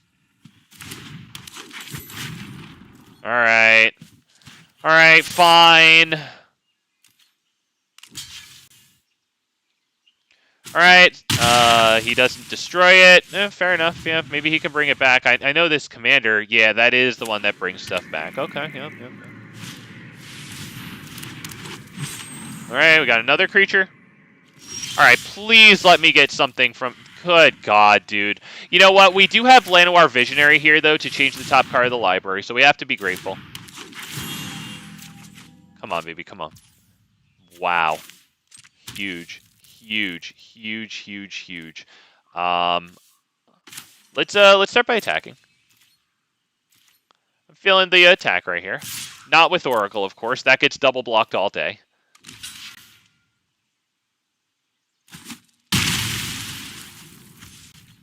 I'm feeling it's either Armored Scrap Gorger or Feral Hydra at X = 1. I think Armored Scrap Gorger, though, because that way I can flip over my POLUKRANOS. Oh, shit. Wait. I have Llanowar Visionary. Shit, I could have done it next turn. I had the 6 mana. Alright, so the better play was Feral Hydra there. My bad. Yeah, that was poo-poo play. That was poo-poo play. Poo-poo play. Ooh, Maskwood Nexus is going to be interesting, though. Maskwood Nexus is very interesting. I'd say we want to flip POLUKRANOS first, though, so that way if they board wipe us next turn, we're good. Let's go ahead and pay the life, I think. Alright. Let's go ahead and attack. Do they have any weird death touch? Okay, just making sure. Alright, and then we'll drop Feral Hydra. X equals either 1 or X = 0. Should it be 1 or 0? Because do they have a board wipe? If we suspect a board wipe, then I should do X = 1.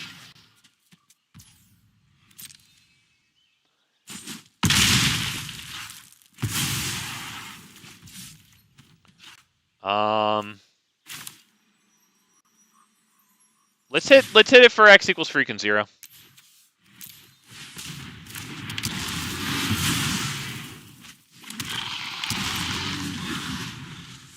We have Armored Scrap Gorger to take something out of their graveyard. As a matter of fact, let's take a look.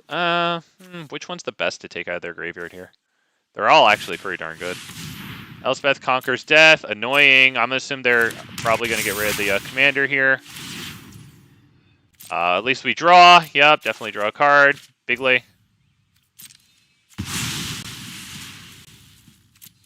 Yep, command zone, definite. I think rabble rousing into attack is pretty good here.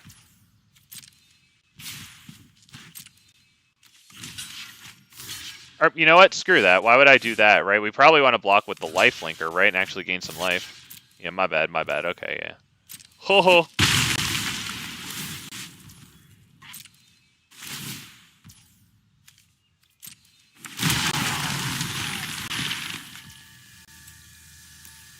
Yes. Just take his toys out of his graveyard. Take the ones that protect his shit out of his graveyard. That's actually huge graveyard hate against this guy. That's huge. That's not going to draw us a card yet. It's still good. That's good. This is not bad because we have a creature in our graveyard to exile this, which is definitely going to be big good. So that's a thing that we should probably play right now. This one, we have a creature in the graveyard to exile. Yes, so the exile goes through. Beautiful. With 4 mana, or 5, I'm actually 6, honestly. Yeah, let's drop that one. See if we can hide away anything wild here. Not really, honestly. I'll take this one, though. It's a decent shapeshifter. Let's go ahead and attack with a good amount of stuff here. I think 1, 2, 3 will do it, just so we can get some rabble rousing going on here. I don't want to attack with Oracle of Moldiah. I can't be sure that they won't block it. We get rid of that one because it sacrifices to give Indestructible to their commander. We got rid of both of those. I guess that gives protection, but, you know, same difference. It's not the same difference, idiot. Protection won't protect you from a board wipe. You should know that. This guy's a moron.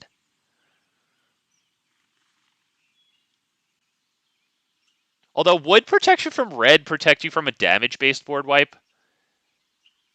Because can't you not get dealt damage by any source of that color? Even though it doesn't target you, right? Like, unlike, you know, a white Wrath of God, obviously protection from white doesn't protect you from Wrath of God. Obviously. I can't believe this guy hasn't gotten us yet. Do I want Maskwood Nexus or do I want POLUKRANOS? We can probably do both. Let's go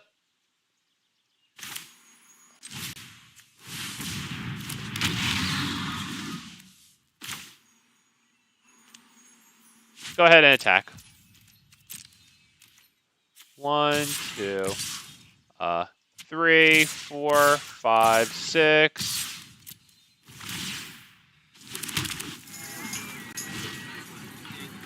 Call Hydra really fast.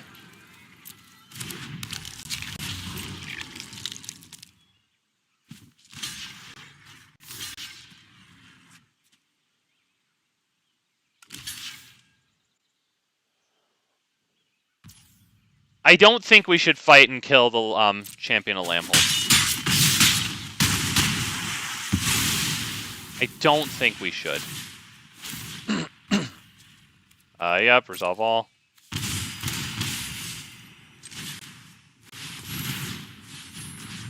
Let's go ahead and exile Blood Artist. I like that. We're doing a pretty nice job on his graveyard. So now if I can flip over POLUKRANOS before they wipe our board, we're going to feel really good about that. Because then now all of our non-token, or all of our creatures are every creature type. So all of our, you know, mana dorks, whatever, they're going to be Hydras. So I think we flip this over 100 bazillion% and then we see what else we could do. Yes. Now if he doesn't have an exile board wipe, it's going to be ugly. We could probably just attack with everything just because we're going to get huge rabble-rousing. Charming Prince is fine. Jadar might also be fine, but the Charming Prince draws him cards and stuff. Alright, thank you, Ollie. Yep. So that one is going to get huge +1/+1 counters. I didn't even intend that, but since these tokens are all creature types, now whenever another creature, the chosen type, which was Hydra, enters the battlefield, put a +1/+1 counter on it. That's ridiculous.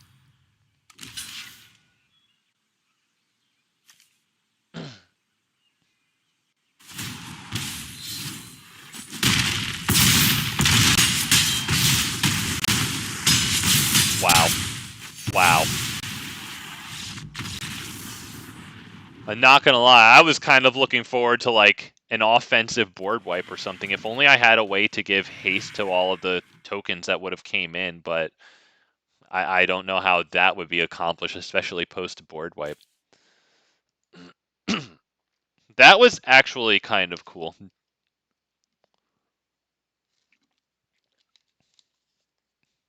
I think Maskwood Nexus is probably really good for this deck. Right? Because I feel like it needs to run with, like, ramp. And if you're going to do that creature base, so you can run, like, the card draw stuff that I usually do, like, you know, Beast Whisper, Tribute to the World Tree, Guardian Project, blah, blah, blah. I feel like it might be mandatory if you're going to have a lot of, like, non-token creatures like that are also not Hydras. Thank you, Z-Man. I'm happy to pull away with a quality win here because I know that I'm a... getting freaking stomped all over. So, you know, it's nice to actually, you know, be decent there. And something just didn't work out for that guy. I don't know. Well, he never even dropped his commander. I think he was looking for a freaking board wipe. I have to imagine, right? He probably had destroy board wipes and not exiles, given that he wants to reanimate his creatures. Yeah, that's a hard pass. Wow, hard pass. Elbows too pointy.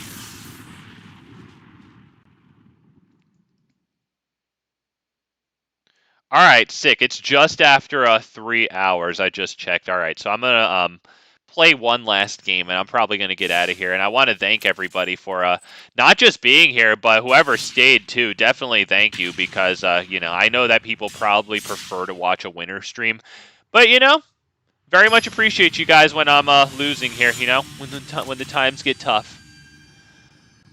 Oh man, if you guys haven't already left a like on the stream, that it makes all the difference, dude. It's such an outsized difference that the freaking likes make. It's wild. Do I keep this one? Because we do have Llanowar Elves into Llanowar Visionary. Not quite turn to this, but like that's okay. You know, we can drop that one. I think that's good. Let's keep this one. Snow-covered plains. We really wanted to see the plain old forest. That's fine. You know, at least it's a land. It'll help us get into a Guardian project here, which is a big good.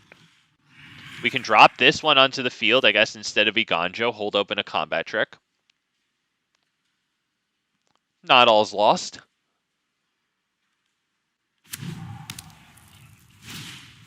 The Elves survives. Visionary. I think it might be better than the Gala Greeters here. Okay, so next turn with 5 capacity for mana.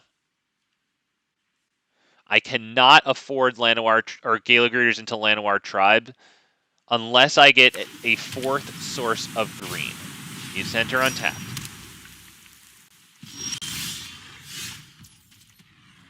All right, I could do Elish Norn. I could do POLUKRANOS.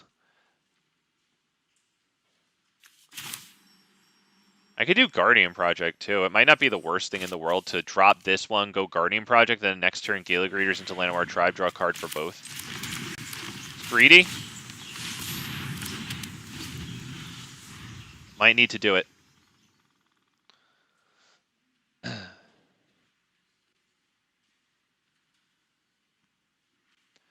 Although, Gala Greeters into POLUKRANOS might be better, because I probably need to get freaking POLUKRANOS onto the field.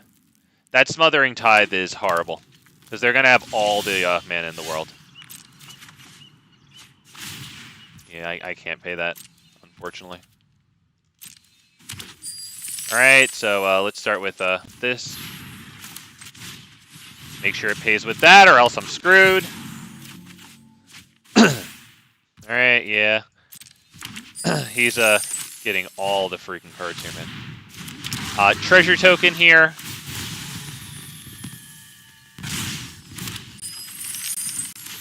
Yep, can't afford that, so yeah, just drop it. Do I drop this? Because protection from their commander might be okay.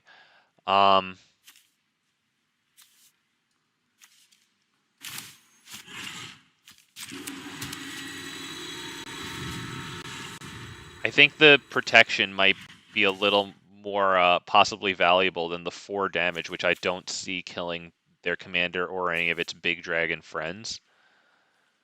They have a lot of mana.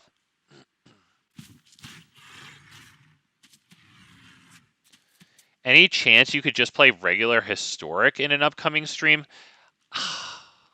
Wow. I'd have to take a look. I'm not really inclined to play Historic.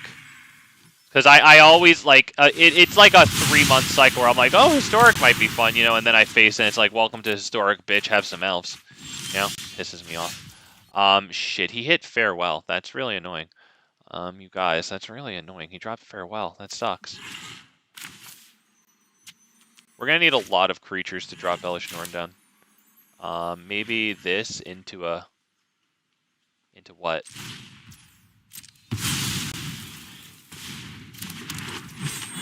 Into a... Drop this? Do I drop this at this point? Not even past the turn? If I could put something together interesting for Historic, though, Z-Man, then like I would definitely do it. Just like ask somebody who is doing YouTube. I'd have to really consider though, because like I don't know what I have that's good. Like my best thing for Historic might be like freaking something like Mono Black Control or like Selesnya enchantments or something, and I don't even have what's it called, the new Calyx to make it like interesting. Is it Elish Norn here? Is it Elish Norn here? Elish Norn followed by, I can't even do that. Has to be freaking, I guess Elish Norn followed by, not POLUKRANOS. Elish Norn followed by Migration Path, probably. He said elves and... Oh, right, yep, don't forget the goblins! Don't forget the goblins. Let's grab these.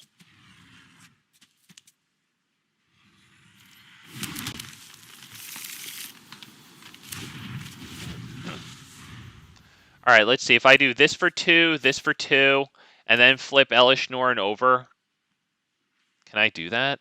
Is that good? Do I want to do that?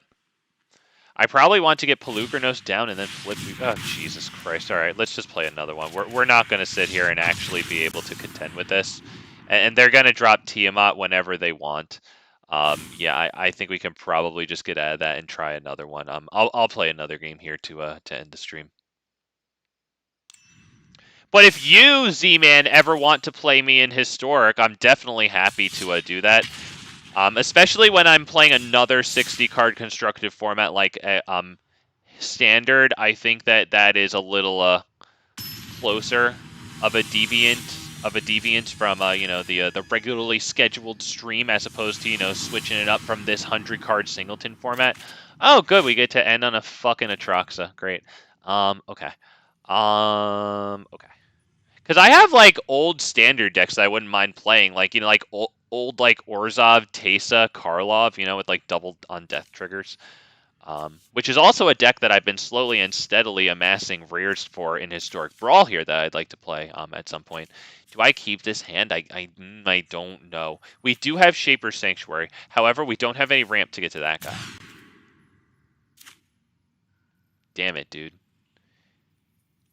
And if I get Migration Path, Mirari's Wake, then we're looking good. But that's really far out to sit here and do nothing for a long time. I'm going to keep it. Whatever.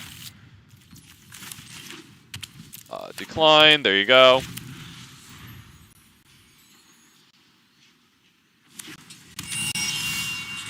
Wow. Parallel Lives will eventually be real nice alongside Vivian Monsters Advocate, if we can get there. Alright, yep, resolve, fine.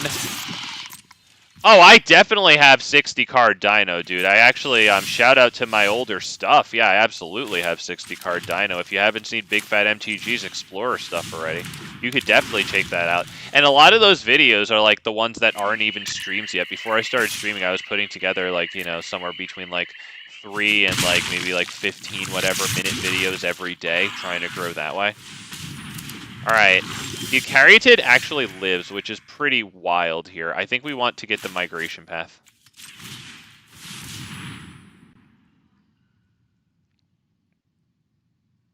We could probably get 1 green and 1 white. I mean, I honestly could do 2 whites, but let's just do 1 green, 1 white, because we're tended so heavily towards green in this one.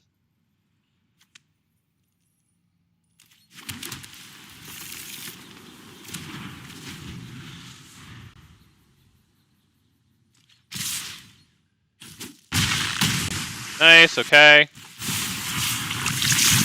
More poison, yep, alright.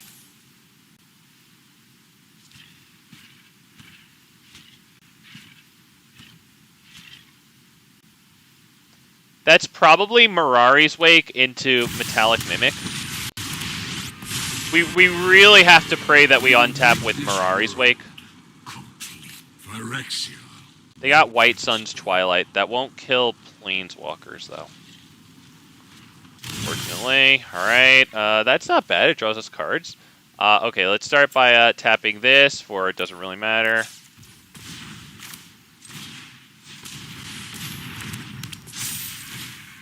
That, call Hydra. Where are you? There you are.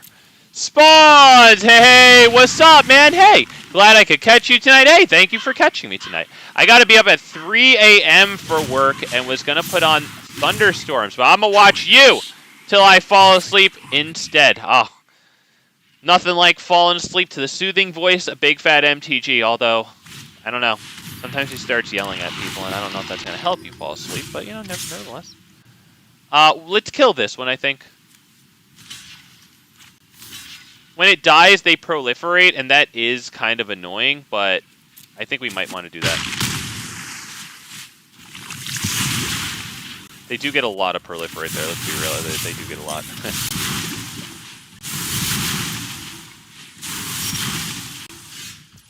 Alright, so, Vivian Monsters, we have 10, 11 capacity for mana here. As a matter of fact, we'll have 12 after we do the Vivian Monsters Advocate. Because we're going to put in a 4/4 token, and then this will tap for 2. The Arcbow quivers with excitement. That'll be, Vigilance. Oh, shit, I fucked up. Damn it. Fuck. Alright, fine. I think we could still do the Great Henge, right? Yeah, we can do the Great Henge into POLUKRANOS still, so not all is lost, to be perfectly honest. I'm feeling kind of good. I wish I was feeling a little better. Alright. Hey, we get a land. That'll be nice next turn. Yep, that'll be past turn. Alright, can he ult this shit? Oh, he can ult this shit. Alright, and we get, so all he has to do is cast 2 spells there too, which really sucks. Alright, yeah. That might be it, unfortunately. I think he just ults that and wins. I don't see how we're going to be able to, not take 10 poison damage by next turn, of course.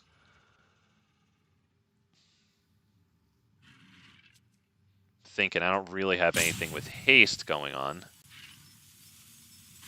You probably need to -6 that dude, yeah, because I do have a trampling token. Yep, and then at the end of the turn, yep, proliferate, yep, there you go, good game. Woo! That was kind of well done. I'm surprised it took him so long to put that together, though. That was well played, but that's pretty easy. I think that was a pretty easy play there. Good game. Good game. Maybe he was just surprised that it happened so easily. Oh, man. Yeah, but I screwed up a little last turn because I should have done Mirari's Wake, or Vivian Monsters Advocate. Sorry, wow, I screwed that up so bad. Vivian Monsters Advocate, then Parallel Lives, then plussed her. Whatever, though, you know, even though we didn't play Parallel Lives, we still wound up with our commander on the field, which is not terrible. Oh, man, yeah, nothing was really going to work out for us that game. Even though, like, everything worked out for us that game, we just, I don't know. I just didn't get it done. I guess we took too much poison too fast, right? Couldn't get to that Planeswalker, too. The Bloated Contaminator and the other thing got us a lot of poison. I think it was like 3 poison per turn or something, right? Damn.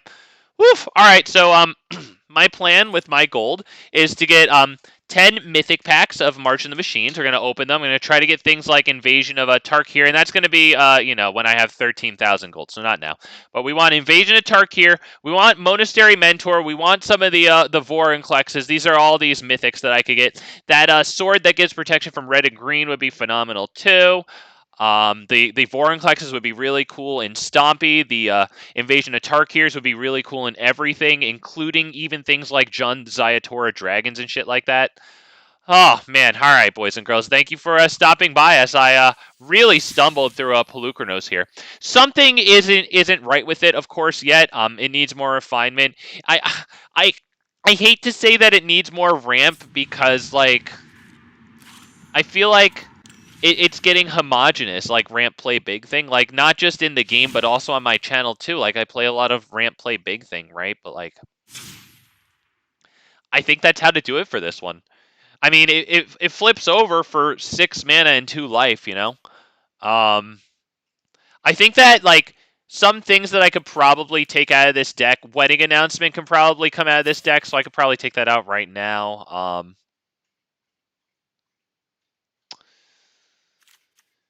I think, honestly, I think Elesh Norn might be good for this deck because the Phase 3 does destroy all the other permanents except for artifacts, lands, and Phyrexians, and our commander on the reverse side is a Phyrexian, so that is a pretty interesting synergy there.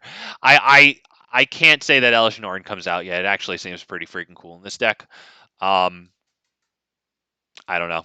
That's really all the brilliant ideas I have. Trostani Discordant, if you feel like you go up against too many people who are taking your permanents, it's pretty good in here. You know, it makes you some tokens. It gets you an Anthem effect, which is huge.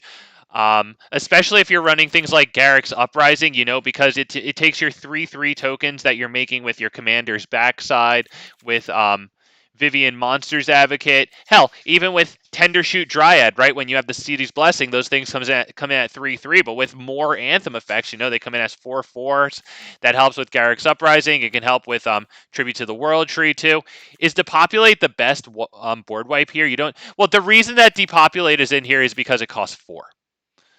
If there's better ones, I'm sure there are. But also, hang on, destroy all. Like, I actually emptied out my last 3 rare wild cards into this deck here today, and I don't have a lot of board wipes. You know what I mean? Like, I'm invested more into big stupid green cards that do big stupid green card things. Um, I don't know if this is the best because the mana can't be spent to cast non-artifact spells. However, the thing about the Mind Stone and the Weak Stone is that you can use that tap ability on it. Even though it's obviously not going to meld into Urza, you can use that tap ability to fund the commander's flip ability there. So the Might Stone and Weak Stone, it could definitely be good. If you don't have all the rares in here, obviously this could be really good. Shatter the Sky. Let me shatter.